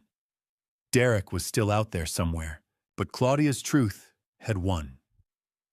And for the first time in 3 months, I felt like I could breathe. Grief doesn't end, but it changes. After 8 months, I could finally breathe without it hurting. Spring had come to Denver. Washington Park was green again, the lake reflecting blue sky. Hannah and I walked the path around the water. We did this every Sunday now. I've been thinking about something, Hannah said. She'd cut her hair shorter, started smiling again. The dinner 3 years ago, when I tried to tell you about Natalie. I'm sorry I didn't fight harder. I stopped walking. Hannah, don't apologize. But I'm the one who should apologize. I called you jealous. I chose Natalie over you again and again. I failed you.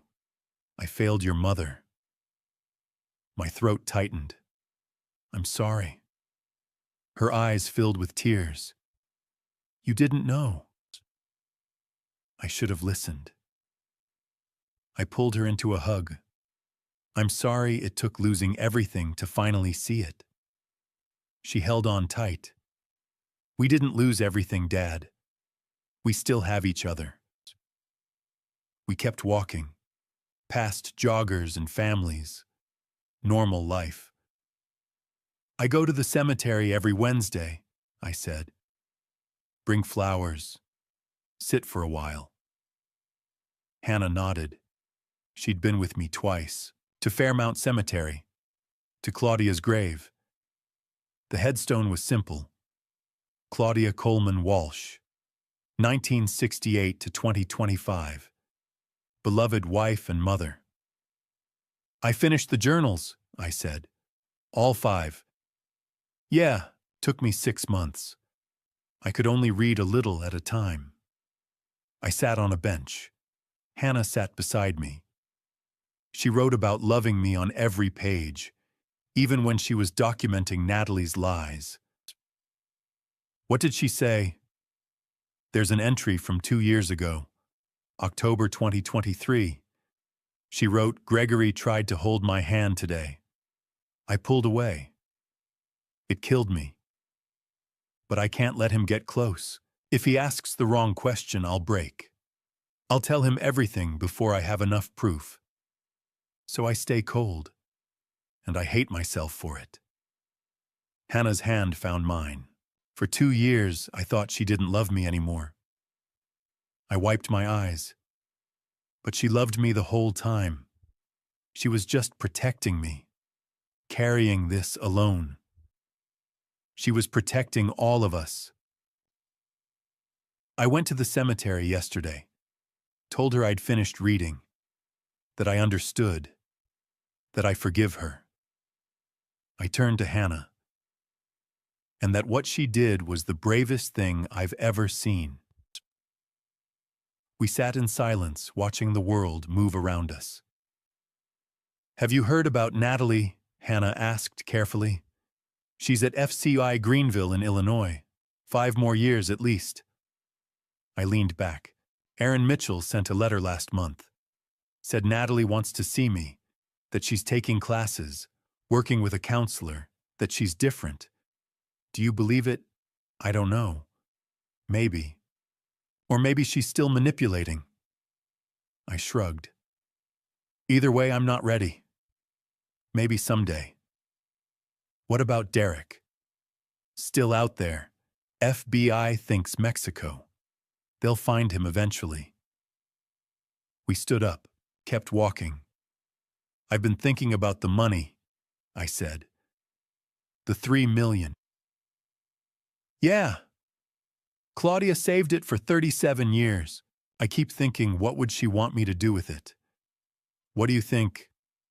I think she'd want it to mean something. To help people. I stopped walking. I want to start a foundation, something that protects elderly people from financial abuse, free legal aid, education programs, a hotline. Hannah's eyes filled with tears. Dad, that's perfect. I want to call it the Claudia Coleman Foundation for Elder Protection. Mom would love it. I was hoping you'd help me run it. She blinked. What? You're good with people. You understand design branding. And you know what it's like to be manipulated. I took her hands. I can't do this alone. I need you. Dad. She pulled me into a hug. Yes, of course, yes. We stood there holding each other. For the first time since Claudia died, I felt something other than grief. I felt purpose. When do we start? Hannah asked. Soon. I've talked to Rebecca about it. She knows lawyers who specialize in elder law, and Evelyn Raymond and Irene want to help. They want to be advisors, tell their stories. The people Natalie hurt, yeah, they're turning their pain into protection for others. I looked at the sky. That's what we're all doing now. Taking what Natalie and Derek destroyed and building something better. Hannah squeezed my hand. Mom would be so proud. I hope so. We walked back to the car. The sun was setting, painting the sky orange and pink. Beautiful, like the world was reminding us that beautiful things still existed. Dad, Hannah said. Yeah. Thank you. For finally listening. For choosing justice. For choosing me. I pulled her close. I should have chosen you from the beginning. I'm sorry it took so long. We're here now. That's what matters. We got in the car, drove home through Denver's streets, past the courthouse where Natalie had been convicted, past the bank where Claudia had kept her secrets, past everything that had broken us, toward everything we were building together. My wife's money would have made Natalie rich. Instead, it's making the world a little safer. The office was small, just 3 rooms on the second floor of an old building in Capitol Hill. But it was ours. A desk, a filing cabinet, a phone line, a sign on the door that read, "The Claudia Coleman Foundation for Elder Protection." 8 months after the trial, we opened the doors. Hannah stood beside me holding a pair of scissors. Rebecca Stone was there. Evelyn Tucker, Raymond Fisher, Irene Fletcher. A few reporters. Some people from the neighborhood who'd heard about what we were doing. I looked at the ribbon stretched across the doorway. Red like the stamps in Claudia's passbook. Red like the warning she'd left behind. "Ready?" Hannah asked. I nodded. She cut the ribbon, people clapped, and just like that we were open. Inside, Hannah had designed everything. The walls were painted soft blue, Claudia's favorite color. There were photos of her on the wall, not formal portraits, just snapshots. Claudia in the garden, Claudia at Hannah's college graduation, Claudia laughing, alive. "This is perfect," I said. Hannah smiled. She would have liked it. Rebecca stepped forward. "Can I say a few words?" "Of course." She turned to the small crowd. "I'm Detective Rebecca Stone, Denver Police. I worked on Claudia Walsh's case. I've been in law enforcement for 20 years, and I've seen a lot of financial abuse cases. Most of them go unreported. Victims are ashamed, scared. They don't know where to turn." She gestured to the office. "This foundation changes that. Free legal help, financial education, a 24/7 hotline, support groups. This is what justice looks like after the trial is over." People nodded. Evelyn wiped her eyes. Rebecca looked at me. "Mr. Walsh, would you like to speak?" I stepped forward, cleared my throat. My wife Claudia saved $3 million over 37 years. She did it quietly, carefully. She never told anyone. And when our daughter tried to steal it, Claudia didn't report it. She documented it, built a case, protected her family the only way she knew how. My voice steadied. Claudia died before she could see justice, but she left us everything we needed to finish what she started. And now that money, the money she saved her whole life, is going to save other people. That's her legacy. I looked at Hannah, at Evelyn, Raymond, Irene. This foundation exists because Claudia refused to let cruelty win, and because 3 people who were hurt by my daughter chose to turn their pain into protection for others.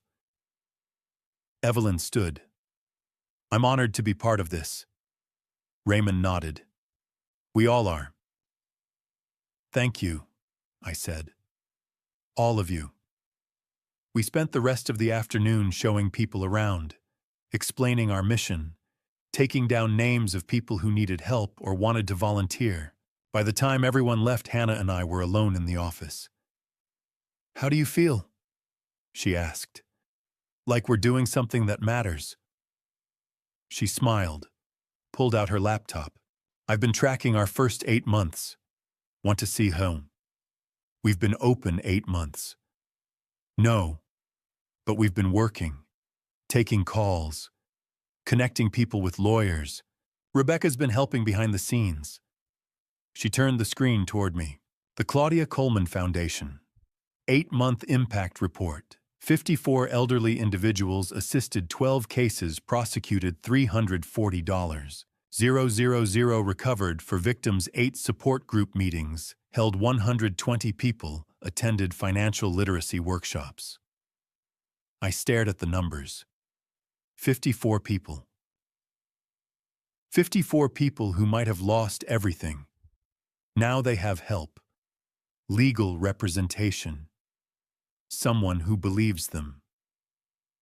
Hannah closed the laptop. Mom's money is doing exactly what she would have wanted. I looked at Claudia's photo on the wall, smiling, happy.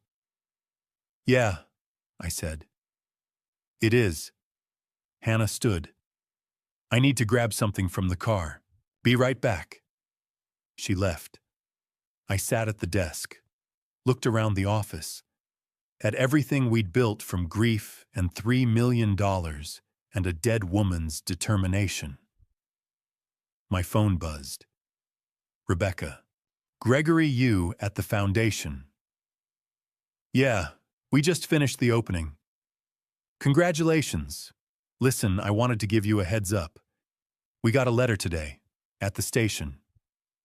From FCY Greenville. My chest tightened. Natalie. Yeah, it's addressed to you. I'm having it forwarded, but I wanted to tell you first, in case you don't want to read it. What does it say? I can't open it. It's sealed, but the prison counselor called me, said Natalie's been in therapy, taking classes. She wanted to write to you. Okay. You don't have to read it, Gregory. You don't owe her anything. I know. Call me if you need anything. Thanks, Rebecca. I hung up. 2 days later, the letter arrived. I sat at the kitchen table staring at the envelope. Federal prison return address, Natalie's handwriting, neat, careful, like Claudia's. I almost threw it away, but I didn't. I opened it. Dear Dad, I know you'll never forgive me. I don't deserve it. But I want you to know I see now what I did. I destroyed the people who loved me most. I spent 5 years lying, stealing, manipulating. I told myself it was Derek's fault, that he made me do it, that I was a victim. I wasn't. I chose to hurt you. I chose to hurt Mom. I chose to hurt Hannah. Every time, every lie, every theft. Prison is giving me time to understand why. To see who I really was, a coward, a thief, someone who valued money more than love. Mom knew, she knew for 5 years, and she didn't give up on me. She built a case, yes, but she also kept hoping I'd stop, that I'd wake up. I read the journals. The prosecution gave me copies. Every entry where she wrote about wanting to save me, wanting to believe I could be better. I wasn't better. But I'm trying now. I'm taking classes. Accounting like Mom. Counseling.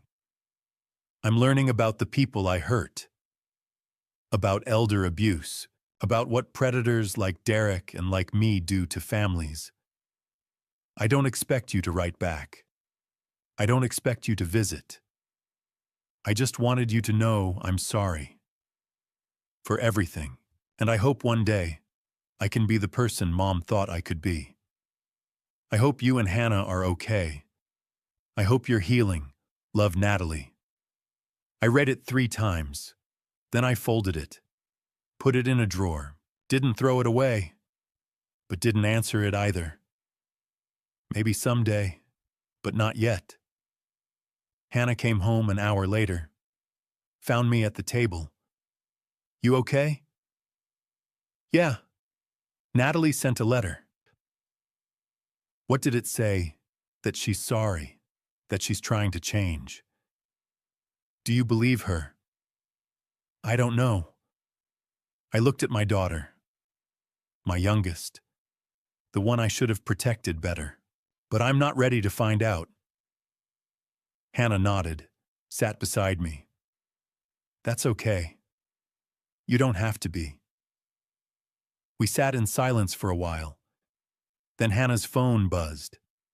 She looked at the screen. Her eyes widened. Dad, it's Rebecca, I answered. Rebecca, Gregory, FBI just called. They found him. My heart stopped. Derek. Yeah, Cabo San Lucas, Mexico. They're bringing him back. He'll be arraigned next week. I looked at Hannah, at the letter from Natalie, at the foundation we'd built. Good, I said. It's about time. Derek Morrison was finally caught, and Claudia's justice was almost complete. It took 1 year, 2 countries, and 6 states. But they finally caught him. Rebecca's call came on a Tuesday morning, exactly 12 months after Natalie's sentencing. I was at the foundation office reviewing grant applications with Hannah when my phone buzzed. Gregory, Rebecca said. Her voice carried something I hadn't heard before. Relief. We got him. I knew who she meant. There was only one him left. Where? Cabo San Lucas, FBI tracked him through a wire transfer he made to a girlfriend in Phoenix. Picked him up this morning at a beachfront condo. He'll be extradited within 48 hours. Hannah looked up from her desk. I nodded to her, and she covered her mouth with both hands. Derek Samuel Morrison, the man who'd walked into my home 6 years ago as Natalie's boyfriend. The man who'd taught my daughter how to steal from her dying mother. The man who'd vanished the day before Natalie's arrest. Finally caught. There's more, Rebecca continued. The FBI's been building a case for the past year. Gregory Derek didn't just target you. He hit 11 other families across 6 states: California, Arizona, Florida, Texas, Colorado, Oregon. 12 families total, including yours. I sat down slowly. How much? $8.7 million. The number hung in the air like a verdict. Hannah was crying now, silent tears streaming down her face. I reached across the desk and took her hand. The pattern's consistent, Rebecca said. He finds young women with wealthy parents, usually women in their late 20s or early 30s working in caregiving or social services. Women with access to vulnerable people.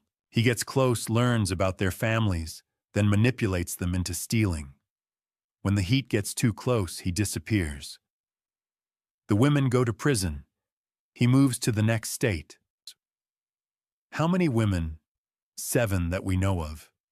2 in Florida, 2 in Arizona, 1 in Texas, 1 in California, and Natalie in Colorado. 3 of those women are still in federal prison.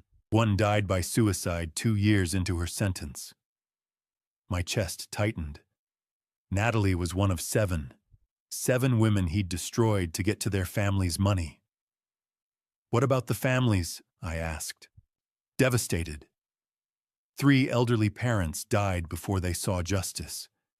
2 families lost their homes. 1 man, a veteran in Texas, lost his entire retirement and had to move in with his son in another state. The Arizona victim was a woman with dementia. Her daughter drained her account over 3 years. By the time anyone noticed, the mother was in a state facility and the daughter was in prison. Derek was long gone.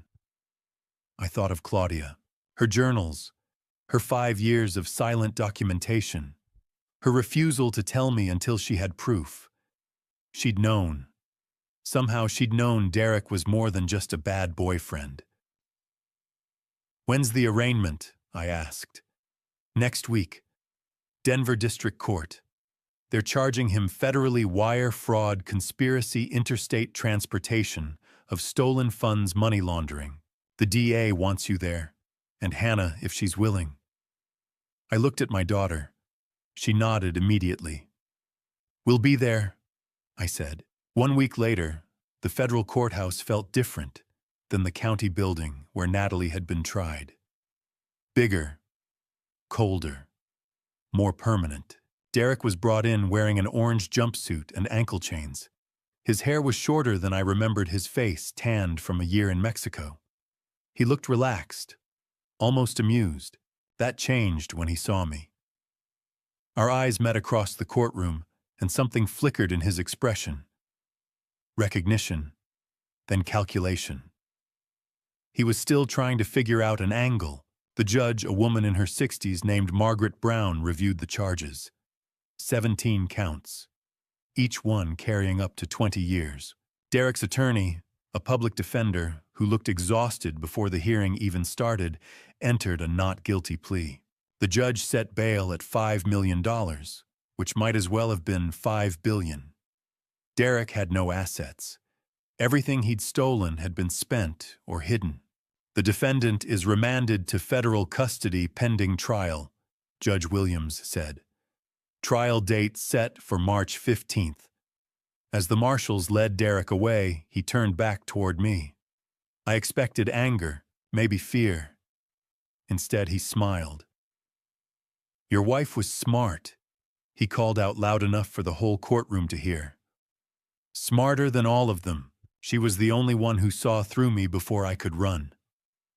The marshals pulled him toward the door, but he kept talking, his voice carrying across the marble floors. "She built a case against her own daughter for 5 years. That's dedication. That's—" The door closed, cutting him off. Hannah was shaking beside me. Rebecca stood on my other side, her jaw tight. "He's trying to get under your skin," she said quietly. "Don't let him." But I wasn't angry. I felt something else. Something like pride. Claudia had seen him. Not just seen him, she'd understood him. She'd known that speaking up without proof would tear the family apart. So she documented everything. Dates, amounts, methods, patterns.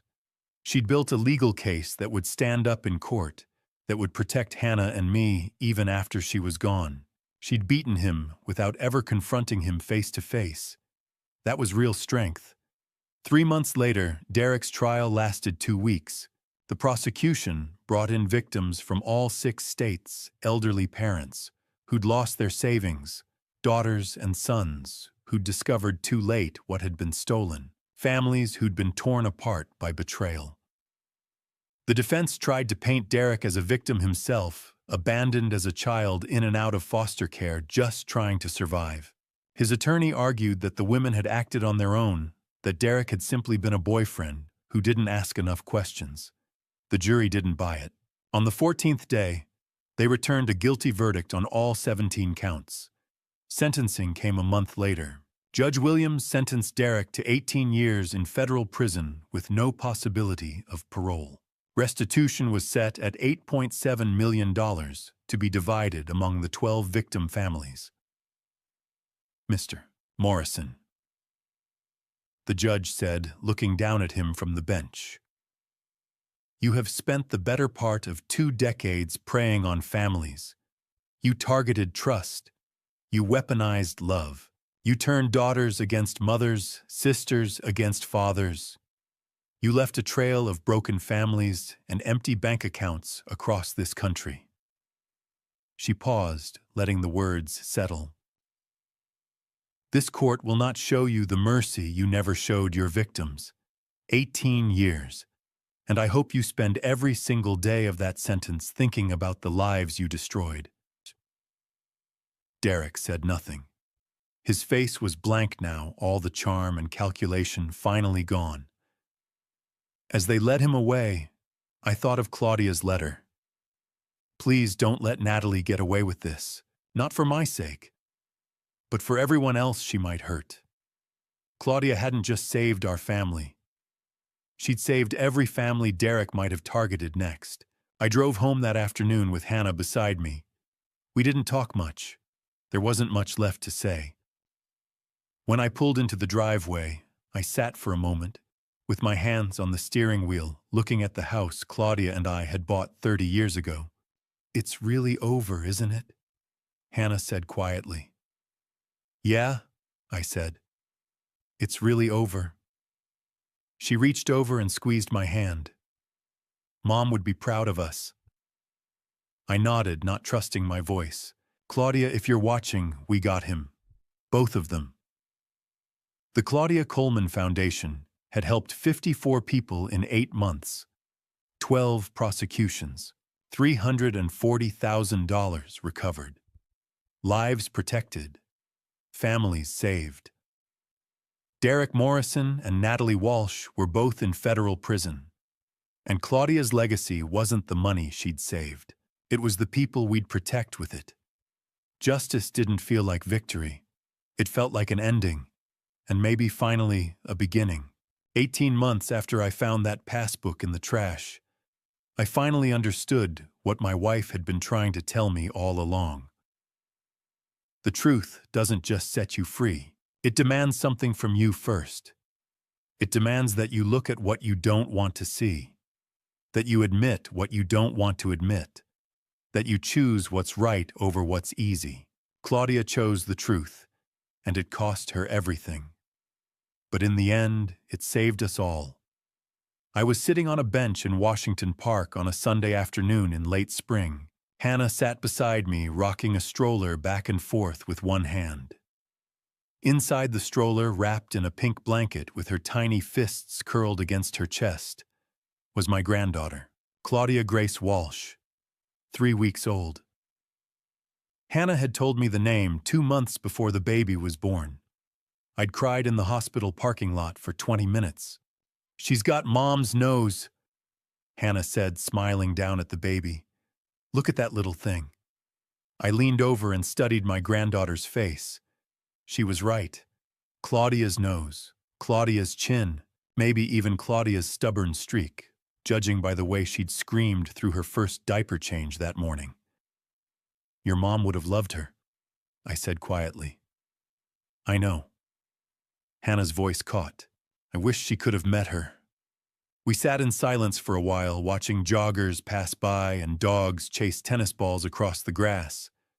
The park was full of families, kids on bikes, couples holding hands. Life moving forward the way it always does. "The foundation hit a milestone last week," Hannah said after a while. "We've helped over 150 people now. 18 months, 150 victims of elder financial abuse who got legal help counseling or financial recovery." I nodded. I knew the numbers. I reviewed them every week. "We've recovered $1.2 million for victims across 8 states, Hannah continued. "And 8 states have adopted our model.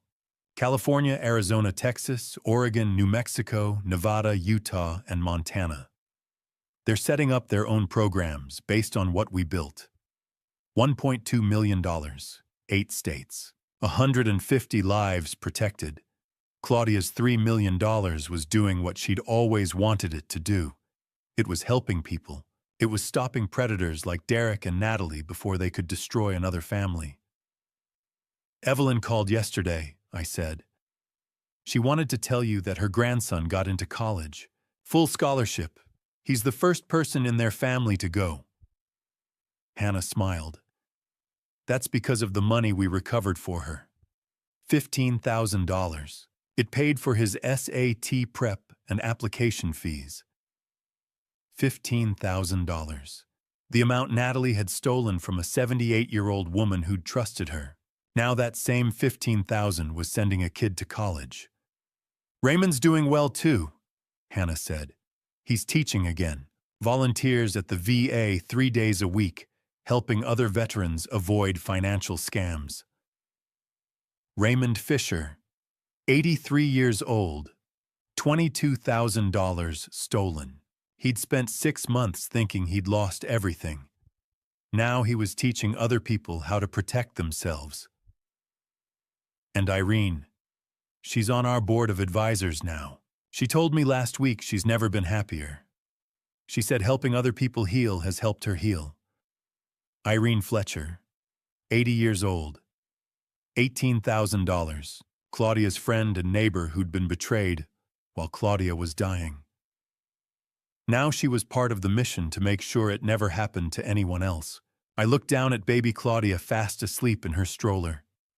Her tiny chest rose and fell in a steady rhythm. Peaceful, safe, loved. "Mom would be so proud of you," I said to Hannah. She reached over and squeezed my hand. "She'd be proud of both of us." We stayed in the park for another hour watching the sun move lower in the sky. Then we drove to Fairmount Cemetery. It was our Sunday ritual now. Park first, then the cemetery. Hannah with the baby. Me with flowers. We walked slowly up the hill to Claudia's grave. The headstone was simple. Gray granite with her name and dates. Claudia Coleman Walsh, 1968 to 2025. She chose truth over comfort. Hannah had picked the inscription. I'd approved it immediately. I knelt down and placed the flowers at the base of the stone. White lilies. Claudia's favorite. Hannah stood a few feet back, holding the baby against her chest. She was giving me space. She always did. "Hi, Claudia," I said quietly. "It's me again." The words felt awkward at first, talking to a headstone. But over the past 18 months, it had become easier. Not because I thought she could hear me, but because I needed to say the things I'd never said when she was alive. I brought Hannah and the baby today. Your granddaughter, Claudia Grace. She's beautiful. You would have loved her so much. I traced my fingers over the letters of her name. The foundation hit 150 people this week. 150 Claudia. Can you believe that we've recovered over $1 million? 8 states are using our model now. You're helping people all over the country. My voice cracked. I cleared my throat and kept going. Thank you for the passbook. Thank you for the journals. Thank you for loving me enough to protect me even when it hurt you. Even when it meant pushing me away. Even when it meant carrying all of that weight alone for 5 years. I closed my eyes and let the tears come. I wish I'd listened sooner.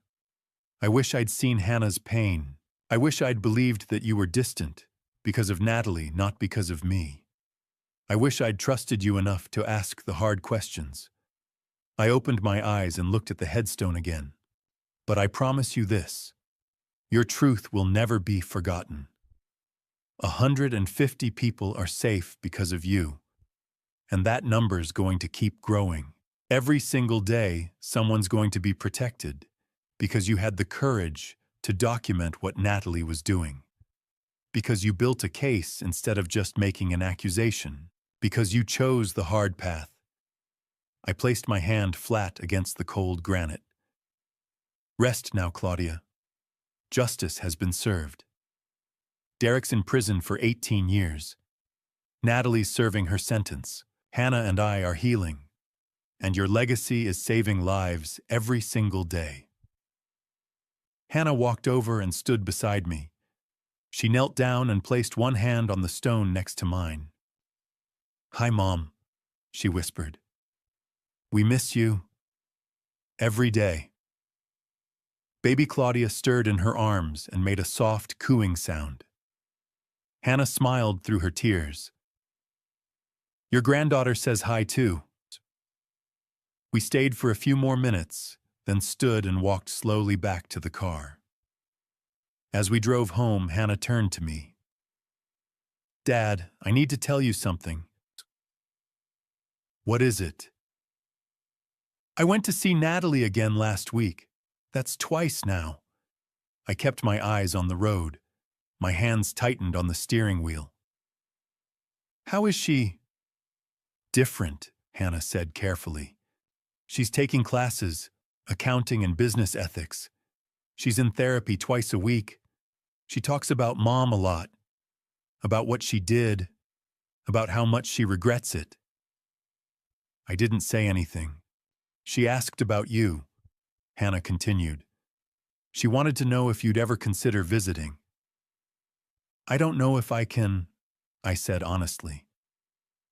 "I know, I told her that. But Dad, I think she's really changing. Slowly. But it's real." I pulled into the driveway and turned off the engine. We sat in silence for a moment. "Do you think you'll ever forgive her?" Hannah asked quietly. I looked at my daughter, 27 years old now, stronger than she'd ever been, a mother herself. "I don't know," I said, "but I know your mom would want me to leave that door open. Not for Natalie's sake, for mine. Hannah nodded. That's fair. She's got 4 more years, I said. Maybe by then I'll be ready. Maybe I won't. But I'm not closing the door completely. Your mom wouldn't have wanted that. Hannah reached over and hugged me. I love you, Dad. I love you too, sweetheart. That night, after Hannah and the baby had gone home, I sat in my living room with a cup of coffee and looked at the framed photo on the mantel. Claudia and me on our wedding day, 30 years ago, young and hopeful, and so sure we had everything figured out. We didn't have anything figured out, but we loved each other. And in the end, that love had been strong enough to survive betrayal, secrets, and even death. Some people say the truth hurts, and they're right. It does.